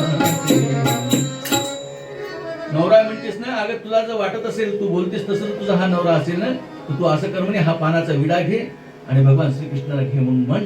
आणि जर त्यानं घेतला तर मग समजेल. आश्चर्य महाराज. मीराबाईने हातामध्ये पानाचा तांबूल विडा घेतला हातामध्ये आणि भगवान श्रीकृष्णाकडे हात जोडून म्हणायला लागली, परिसून करुणाती माधवे हास्य केले, करुणी नजर कानी तांबूल भक्षिले, प्रमुदित मन झाले हो विडानंद सुना, प्रगट तिज पुढारा जाहला ज्ञानवान. साक्षात भगवान श्रीकृष्ण प्रगट झाले महाराज. स्वहाताने तो विडा हातात घेतला आणि तो विडा घेतल्यानंतर मात्र रतन सिंहाच्या डोक्यात प्रकाश पडला. म्हणजे पोरगी काही आपली सामान्य नाही. लहानपणी एक जो मूर्ती देताना जो एक चमत्कार घडला असेल, कदाचित वाऱ्यानं मूर्ती उडली असेल वगैरे वगैरे, असं काहीतरी डोक्यात त्यांनी लावला असेल तर. पण आजचा जो प्रकार पाहिला तो मात्र साक्षात भगवान श्रीकृष्णाचं दर्शन झालं तेव्हा मात्र लोकांना पटलं की आपली मुलगी खरंच भक्ती मार्गामध्ये श्रेष्ठ आहे. राजाची एक खड्ग हातातून निसटून पडलं. रतनसिंह आपल्या घरी गेले, पण बाहेरच्या लोकांची चर्चा थोडीच थांबणार. मीरा मोठी श्रद्धापूर्ण अंतःकरणाने भक्ती करायची. लोकांची चर्चा तर बाहेर व्हायचीच. एके दिवशी हा राजा राजवाड्यातून आपल्या राजधानीतून फिरत असताना आपापसात लोकांची कुजबुज त्यांनी ऐकली. तावा वाचून न कळे जगे या खोटे खरे कांचन,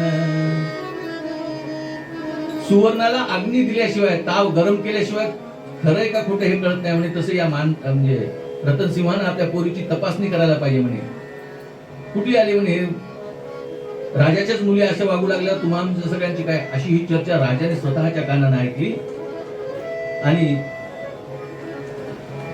हा राजा तावा तावा तावा तावानं आपल्या घरी येऊन बायकोला सांगितलं की म्हणे खूप झालं म्हणे, मुलीचं आतापर्यंत सगळं ऐकलं. दुसऱ्या दिवशी सगळ्या गावामध्ये राज्यामध्ये दौंडी पेटवली. सगळे लोक येऊन गोळा केले. म्हणे काय करणार. रतनसिंह स्वतः आपल्या हाताने आपल्या बायकोच्या म्हणजे मीराबाईच्या हाताने विष आपल्या लेकराला देणार. कारण लोकांची चर्चा ऐकली होती म्हणे की सुवर्णाची तपासणी करायची असेल तर त्याला अग्नी द्यावं लागते, मग खरं खोटं कळेल. खरं जर तुझी मुलगी अधिकारी असेल तर विष दिल्यानंतरही जिवंत राहील. गावामध्ये सगळ्यांना सांगितलं. लोकांची जी मीराच्या सद्भक्तीबद्दल परिचित होते त्यांना सर्वांना वाईट वाटलं. पण हे सगळे जे कुटील होते ज्यांना मोठा आनंद वाटला, म्हणे चला काही का असणार, उद्या आपण ही परीक्षा पाहणार आहोत. इकडे मीरेच्या मनामध्ये काहीही संकोच नाही की आता उद्या आपल्याला विष प्यायचं आहे. आणि तो विष पिल्यानंतर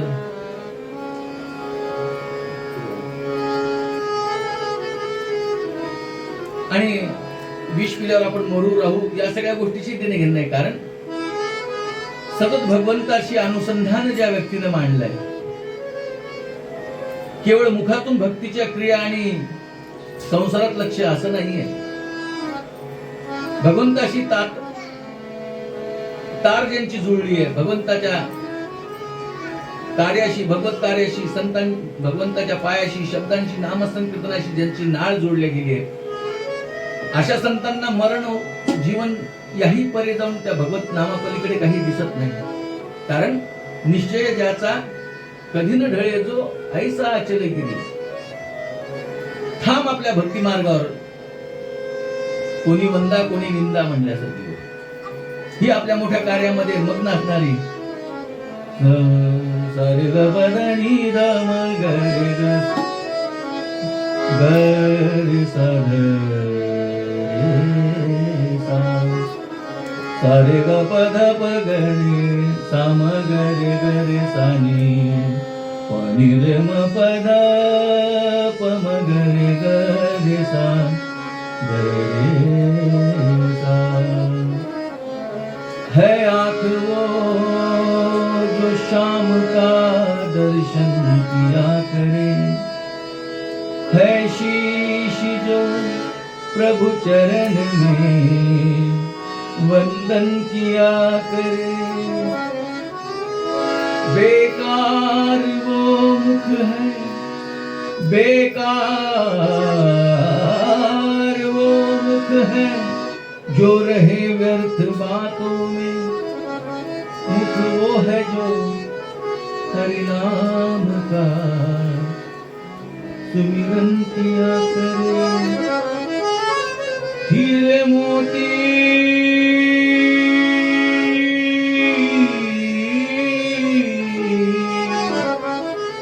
हीरे मोती से नहीं शोभा है हाथ की, है हाथ जो भगवान का पूजन किया करे.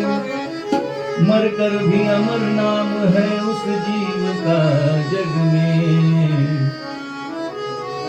प्रभु प्रेम में बलिदान जो जीवन किया करे.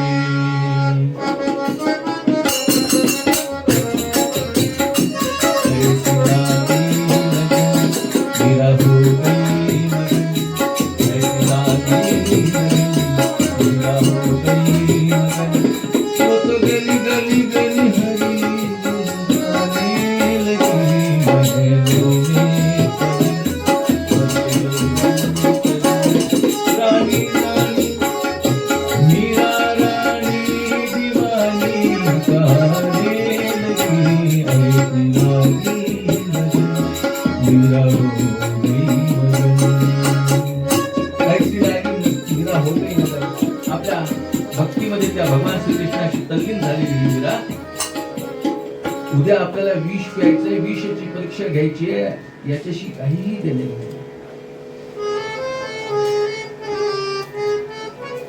आता दुसरे दिवस यायची वेळ आली, सगळे राज दरबारामध्ये सगळे लोक जमा झाले.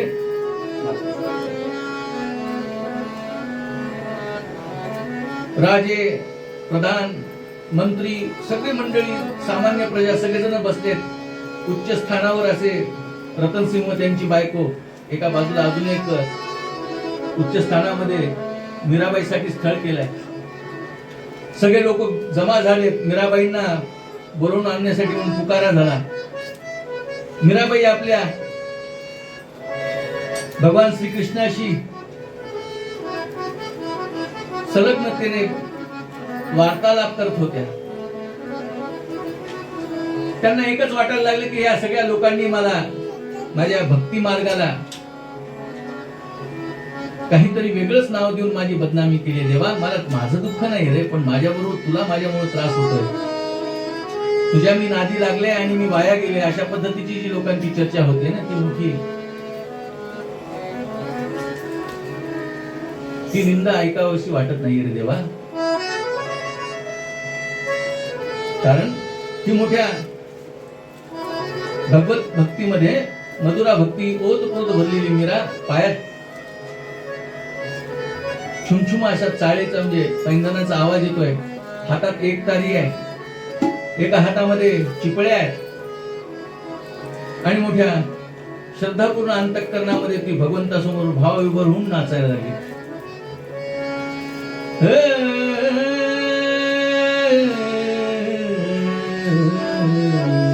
पग घुंगरू बांधणी गावाची, पग घुंगरू बांधणी गावाची, पग घुंगरू मैं तो अपने नारायण की उन चरणों की दासी रे, पग घुंगरू नाची रे, पग घुंगरू बांधनिया, पग घुंगरू बांधनिया नाची. आवाज देण्यात आला, शिपाई आला, शिपायानं वर्दी दिली, मीराबाईंना धरलं. महिला दासींनी आणि राज दरबारामध्ये जिथे सभा भरली होती त्या ठिकाणी मीराबाईला नेऊन ठेवलं. राजा हा आपल्या मुलीचं सत्व घेण्यासाठी सिद्ध होता. सत्व मुलीचे घ्याया भूपतीने विष तिला सुखे जावे. ही जी लोकांनी आट घातली होती, या लोकापदवाला लोकांच्या शब्दाला पूर्ण करण्यासाठी राजाने आपल्या कन्येला विष देण्यासाठी, मीराबाईला विष देण्यासाठी सिद्धता केली. आता या अशा परिस्थितीमध्ये मीरा त्या उच्चस्थानी येऊन बसली आहे. बाजूला रतनसिंह बसले, आपल्या पदाप्रमाणे सगळे राजे मंत्री वगैरे वगैरे प्रधान ही सगळी मंडळी बसली आहे. सामान्य जनता समोर बसली आहे. मीराबाईला विष देण्यासाठी म्हणून एका क्लासामध्ये रतनसिंहाने आपल्या आईला, त्याच्या बायकोला सांगितलं, म्हणजे मीराबाईच्या आईला, चल दे आपल्या मुलीला विष. विष त्या ग्लासमध्ये दिलंय. तो ग्लास जड अंतःकरणानं आई म्हणणारी एक एक एक एक एक एक जड पाऊल टाकत टाकत टाकत टाकत आपल्या लेकीपर्यंत पोहोचतो. आईच्या मनामध्ये कुठंतरी असं वाटू लागलं की क्षणामध्ये काहीतरी बाप म्हणेल, राजा आपला आदेश मागे घेईल आणि माझ्या मुलीचं मरण टळेल. हळूहळू हळूहळू हळू अंतर कमीच पण मोठ्या संथ गतीने मीराच्या एक एक एक एक जड पाऊल टाकत टाकत टाकत मीरेचं विषय जाऊ लागले. जी सगळी लोक मीराला नाव ठेवण्यासाठी म्हणून सिद्ध झालेली होती पूर्ण राज याच्यातली, त्यांना मोठं कौतुक आणि आनंद वाटू लागला. पण जी काही चांगली लोक होतं, मीराबाईंच्या कार्याची, चांगल्या कार्याची ज्यांना जाणीव होती ना, ती लोक मात्र आतून सर्वतः हादरून गेली. एक वृद्ध म्हातारी आतमधून दूरच्या कडेला पाहिले, तिने मोठ्या डोळ्यातून खळखळ खळखळ अश्रू यायला लागले. सगळं राज दरबार बसलेला आहे. आतमध्ये दुरून अशी एक म्हातारी दिसते. त्या म्हातारीच्या डोळ्यातून खळखळ आसू असे उडतात की जणू खालची बाजू सगळी ओली. म्हातारी अशी हुंके देत देत देत मीराबाईच्या कौतुकाला, मीराबाईच्या कर्तृत्वाला नमस्कार करत म्हणायला लागली, बाई मीरा, आप बड़े महान संत हो. क्यों महान हो? संतत्वाचं संतत्व तेव्हा कळतं की संत म्हणा ज्याला, जो का अहिक चुका विकला. फुटले तर पाहिजे प्रेमाचे पाझर. प्रेमपूर्ण अंतःकरणाने मन भरलं पाहिजे. परोपकार, दुसऱ्यांचा उत्कर्ष झाला तर मनामध्ये दुःख न होता मदत केली पाहिजे. एखाद्याकडून चूक झाली असेल तर त्याला क्षमा करायचं मोठं धैर्य संतत्वामध्ये पाहिजे. या सगळ्या गोष्टी पाहिल्या म्हातारी मनामध्ये एक एक एक एक चित्र, पूर्वी घडलेली घटनेचं चित्र डोळ्यासमोर आणायला लागली. काय घटना घडली होती महाराज? ही म्हातारी मीराबाई ज्या ठिकाणी निवासस्थानी असायची त्या ठिकाणचा मैला साफ करण्यासाठी, पूर्वी ती संडास साफ करणारी एक विशिष्ट पद्धतीची जमात होती. ते पाहिलं. ही म्हातारी एके दिवशी आजारी पडली. आजारी पडल्यानंतर तिने मीराबाईला सांगितलं, माझी तब्येत काही 2-3 दिवस बरोबर नाहीये, माझ्या जागेवर माझ्या मुलाला पाठवते मी 2-3 दिवस कामाला. या म्हातारीचं पोरग 2 दिवस कामाला आलं महाराज. मीराबाईचं सौंदर्य पाहिलं. सुंदर नक्षकांत भगवंतानी मुक्त हस्ताने जिला नटवलंय, भगवंतानी मुक्त हस्ताने जिची निर्मिती केली आहे ते पाहिलं. पाहिल्यानंतर त्या राजकुबा त्या भंग्याच्या पोराला मोठ्या मनामध्ये तुळतुळ निर्माण झाली. तिचा जीव बसला मीरावर. मीराशिवाय मला करमत नाही असं म्हणून घरी जाऊन गेला. घरी जाऊन पलंगावर जाऊन झोपलं. खाय ना पी ना पाहिलं की आई विचार लागली, माय लेकरा काय झाले, थकलास का रे काम करून? ते म्हणलं आई तसं काही नाही, मग मला ते मीरा बरोबर लग्न करायचं, मला मीरा खूप आवडली. माय म्हणली काही अक्कल वगैरे तुला? अरे ते आपले मालक आहेत, ते कुठं आपण कुठं? आपण आपल्या उंची ओळखून असायला पाहिजे. हा नाही आई काही कर, कसंही कर, मला आता हे लेकरांना अन्न पाणी सोडून दिलं महाराज. मरता क्या न करता आई म्हणणारी, आईचा जीव त्या लेकरामध्ये. उद्या लेकरू जर मेलं तर आपल्याला कोणी अधिकार नाही. मन मोठं मुठीत घेतलं. आता मरो आहो राहो काही हो म्हणली आणि जाऊन मीरेला जाऊन सांगितलं, मीराबाई काय सांगू म्हणे, सांगताना मोठं वाईट आणि लाज वाटते मला. म्हणजे काय झालं सांगा मावशी, सांगा काय झालं. अहो म्हणली 2 दिवस माझं पोरग आलं होतं तुमच्याकडे कामाला. काम करताना त्याने तुम्हाला पाहिलं आणि मनामध्ये तुम्ही त्याला आवडायला लागलात. 2-3 दिवस झाले त्यानं अन्नाचं पाणीही घ्या, अन्न कणही पोटात घेतलं नाही, पाणीही पित नाही. मीराबाई म्हणल्या त्याचं काय म्हणणं आहे? ती बाई सांगायला लागली, सांगायला भीती आणि मला संकोच वाटते म्हणली की त्याला तुमच्यावर लग्न करायचं आहे. मीराबाई शांततांत प्रवृत्तीच्या संत असल्याने राग न येऊ देता म्हणायला लागले, ठीक आहे उद्या तुमच्या मुलाला पाठवून द्या, मी लग्न करेल त्याच्यावर. म्हातारी गेली घरी. पोराला जाऊन सांगितलं. पोराने लगेच हातपाय तोंड धुवून मस्त मेकअप करून लगेच दुसऱ्या दिवशी मीराच्या राजवाड्यामध्ये, मीराच्या मंदिरामध्ये. मीराने विचारलं, काय रे लग्न करायची इच्छा आहे तुला माझ्यावर? हे आपल्याला हो हो राणीजी हा हा म्हणायला लागले. लग्न करशील? करायची इच्छा आहे लग्न, पण माझी एक आट आहे. तर पहिले सांगा आट काय राणीजी? काही आट नाही म्हणे. हे समोर मूर्ती दिसते तुला भगवान श्रीकृष्णाची. हा आता सकाळची 10 वाजले. दुसऱ्या दिवशी सकाळी 10 वाजेपर्यंत फक्त एकटेच भगवान श्रीकृष्णाकडे बसून ध्यान मुद्रेत तुला पाहायचंय.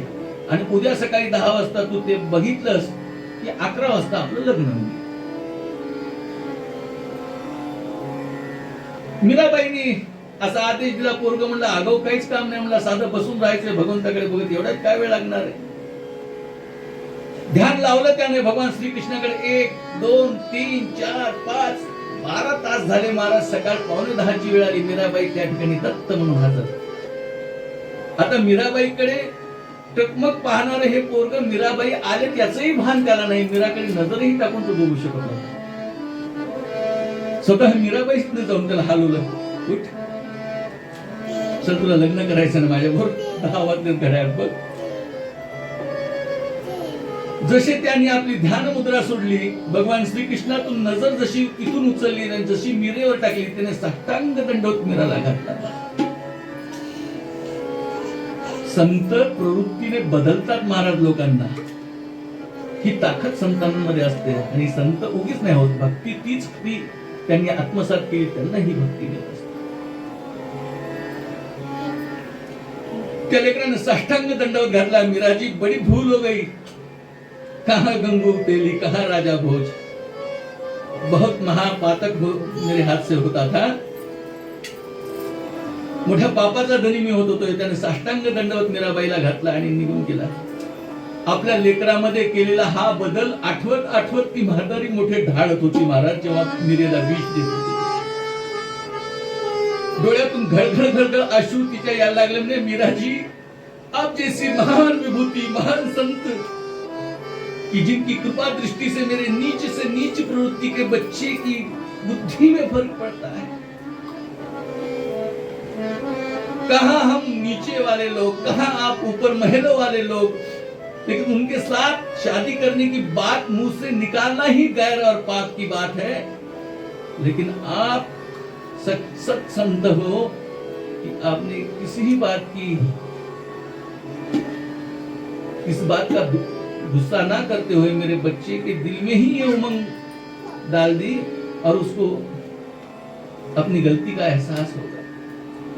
घळघळ घळघळ अश्व त्या म्हातारीने गाताना पाहिलं. तिला पाहताना चार पाच आजूबाजूचे अनेकही लोक ढळढळ रडायला लागले. मीरेबद्दल असलेलं प्रेम पाहिलं, मीरेची असलेली श्रद्धा पाहिली, मीरेने केलेले अनंत उपकार पाहिले. मीरेचे संतांचं लेकरू असल्यामुळे कोणाला उपाशी घरातून जाऊ देत नव्हते. शेवटी जड अंतकरणानं धावत पाऊल टाकत टाकत टाकत आई म्हणणारी जवळ आली. मीराबाईच्या हातामध्ये ग्लास दिला महाराज. मीराबाईने हातामध्ये घेतला. सगळ्या लोकांनी डोळे मिटून घेतले की हे दृश्य पाहायला नको, ते दृश्य पाहायला.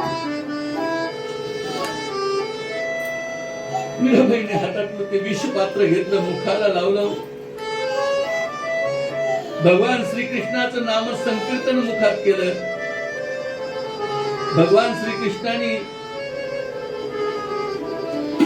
आपल्या भक्तांचं रक्षण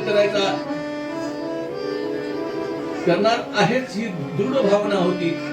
त्या भक्तीबद्दल एवढी नितांत श्रद्धा होती, कारण भक्ती एवढी खरी होती की जैसा अचलगिरी निश्चय ज्याचा कधी न ढळे तो जैसा अचलगिरी.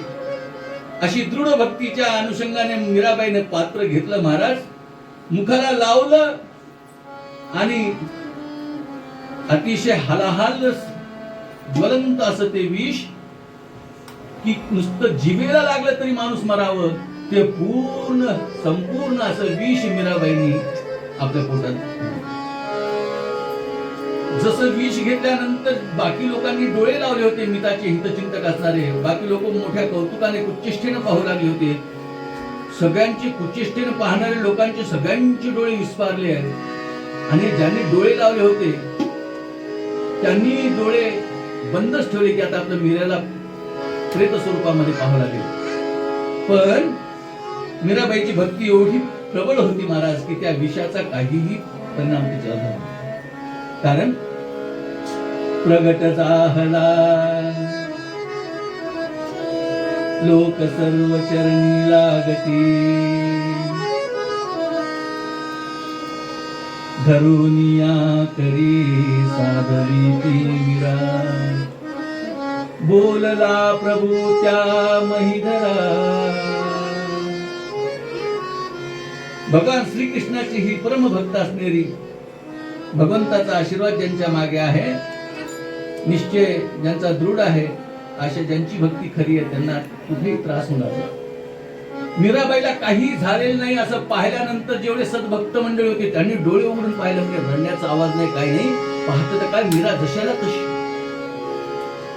आता हे सगळं पाहिल्यानंतर जे सद्भक्त होते ज्यांना मीराच्या परीक्षा घेण्यासाठी पण नाईलाजाने राज आज्ञा किंवा लोकांच्या म्हणण्यानुसार मीराची परीक्षा होत होती, पण मीराबाई या परीक्षेत उत्तीर्ण झाल्या. मीराबाईला त्या विषयाचा काहीही फरक पडला नाही. मीराबाईचा भगवत भक्तीतला अधिकार जेव्हा कळाला तेव्हा मात्र हे जे मीराबाईचे जे समर्थक होते ना त्यांनी आपल्या खड्गातल्या तलवारी काढल्या आणि मोठ्याने म्हणाले, अरे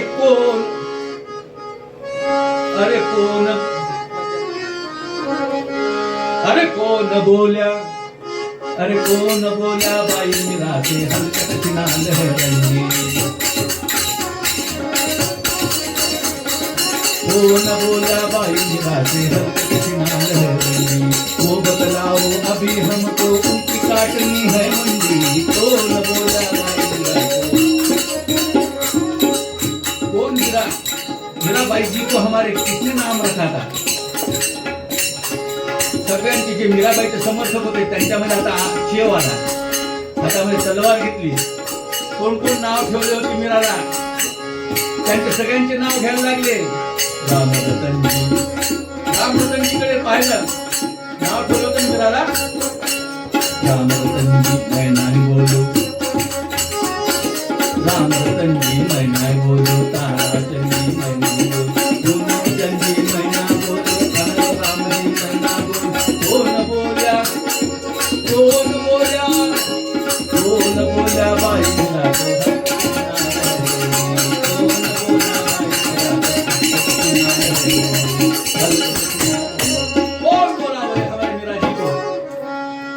मीराबाईला ज्यांनी ज्यांनी नाव ठेवलं होतं ना त्यांच्या सगळ्यांना समर्थक, मीराबाईंच्या भक्तीचे समर्थक जे जे मंडळी होती, इतके वेळ कोणी काही बोललं नाही. पण मीराबाई जेव्हा त्यांचा अधिकार कळला, त्यांनी आपले तलवाऱ्या काढल्या, खड्ग काढले, तलवारी काढले आणि सगळ्यांना जो राम रतनजी, ताराचंदजी, आनंद रामजी, पूनमचंदजी, हे सगळे ज्यांनी नाव ठेवले ते सगळ्यांच्या मस्तकी तलवार निवडले. क्या आपने कहा था मीराबाई को नाम रखने को? मीराबाईला हे सगळ्यांनी नाव ठेवले, सगळे भक्त चिडले. हा मीराबाईचा अधिकार कळाला. सगळ्यांनी मात्र मीराबाईचा हा भक्तीचा अधिकार, मीराबाईचं सामर्थ्य, मीराबाईची समर्थरती स्वरूपात मोडलेली भक्ती, की ज्याच्यामध्ये माझं काही जीवाचं काही झालं तर झालं, पण भगवंताला सुख मिळालं पाहिजे, त्या कॅटेगरीतली हा भक्त मीराबाई. जशा गोपिका राधाराणी आणि कलियुगातल्या या मीराबाई. म्हणून बरेच जण तुलना करतात, अनेक कवींनीही वर्णन केलंय की राधा आणि मीरेच्या मधुरा भक्ती आणि भगवान श्रीकृष्णाच्या प्रेमाच्या जोडीला काही तुलना नाही. अंतर क्या दोनों की प्रीत में बोलो, एक प्रेम दीवानी, जिन्होंने बड़े प्यार मोह प्रेम से भगवान श्री कृष्ण जी और राधा जी का चरित्र तो आप सब जानते हो. एक प्रेम दीवानी, एक दरस दीवानी. फक्त दृष्टिक्षेप जरी पडला तरी माझा जीवाला आनंद आहे. माझ्या देहाचं काही झालं तरी चालेल, पण माझा भगवान श्रीकृष्ण आनंदी राहायला पाहिजे, तो सुखी राहायला पाहिजे. अशी भक्ती, समर्थरती स्वरूपाची भक्ती राधाबाईंजवळ जशी होती तशी मीराबाईंजवळ होती. एक राधा एक मीरा, अंतर क्या दोनों की चाह में बोलो, एक प्रेम दीवानी एक दर्शन. मीरा के प्रभु गिरधर नागर. मीरेने मोठ्या श्रद्धापूर्ण अंतःकरणाने भगवान श्रीकृष्णाला आपलंसं केलं. कारण मीराबाईची भक्ती अचल पर्वताच्या गिरीसारखी दृढ होती. निश्चय ज्याचा कधी न ढळे जो ऐसा अचलगिरी, हरीची भक्ती तीच खरी. ही भक्ती जी आहे, ही भक्ती ज्यांची श्रेष्ठ, ज्यांची भक्ती खरी भक्ती आहे, अशा भक्तीच्या मार्गी असणाऱ्या संतांचं चरित्र आज आपण पाहिलं. या संत चरित्राच्या संदर्भामध्ये सांगताना असं वाटतं की स्त्री संत साहित्यातील, स्त्री संत चरित्रातील भक्तीचा परमोच्च केंद्र बिंदू म्हणजे संत मीराबाईंचं चरित्र. संत कवी आधुनिक महिपती संत कवी दासगणू महाराजांच्या लेखणीतून उतरलेली ही भावस्पर्शीय कथा चरित्र भाग आज आपण श्रवण केला. स्वामी वरदानंद भारती पूर्वाश्रमीचे अनंत महाराज आठवले, आमचे आप्पा, यांच्या जन्मशताब्दी संकल्प कीर्तन सेवेतील आजचं 82वे कीर्तन, 82 82वे हे कीर्तन पुष्प आज या ठिकाणी आपण मोठ्या श्रद्धापूर्ण अंतःकरणाने आई जगदंबेच्या चरणारविंदावर समर्पित करतोय. स्वामीजींचं आघात असं कार्य, स्वामीजींची अशी आघात अशी भक्ती महिमा आणि त्यांच्या कार्याचा परिपाक म्हणून ही संकल्प कीर्तनेची मांदी आली आणि त्याच्यातलं हे 82 क्रमांकाचं पुष्प कीर्तन रूपी आज आपण या ठिकाणी सादर केलं. आपण सगळे सद्भक्त या कीर्तन सेवेचा श्रवणरूपी भक्ती आपणही साध्य केली आणि कीर्तन रूपी भक्ती माझ्याच्यानेही घडण्याचा प्रयत्न आला. आज आपण सर्वजण या ठिकाणी या कीर्तनाच्या अनुषंगाने एकत्र आलो. अशा या कीर्तन कार्य कलेच्या माध्यमातून, कीर्तन कार्याच्या माध्यमातून ज्यांनी भगवंत आपला असा केला आणि पूर्वरंगाचं पद खऱ्या अर्थाने ज्यांच्या जीवनाला अगदी तंतोतंत मॅचिंग होतं, तंतोतंत समर्पक आहे, अशा संत चरित्राचा आज आढावा आपण घेतला. पूर्वरंगाच्या पदाच्या ओळी पुन्हा करून या ठिकाणी आपण कीर्तन सेवेला भक्ती तीच खरी हरी संभा पाटा सत्य मन संगीला हरी भक्ती भक्ती भक्ती तीच खरी. श्रेष्ठ म्हण सन्नीतीला आचरी. जो सन्नीतीचं आचरण करून भक्ती करतोय, दंबा फाटाला फाटा देतोय, अशांची भक्ती ही खरी असते. अशा खरी भक्ती करणाऱ्या मीराबाईचं चरित्र पाहिलं. आज या ठिकाणी कीर्तन सभा आपण थांबू आणि पुढील भगवत कार्यासाठी सिद्ध राहून आज त्या भगवंताला एकच मागायचं काय, अनंत अपरा राजा राशी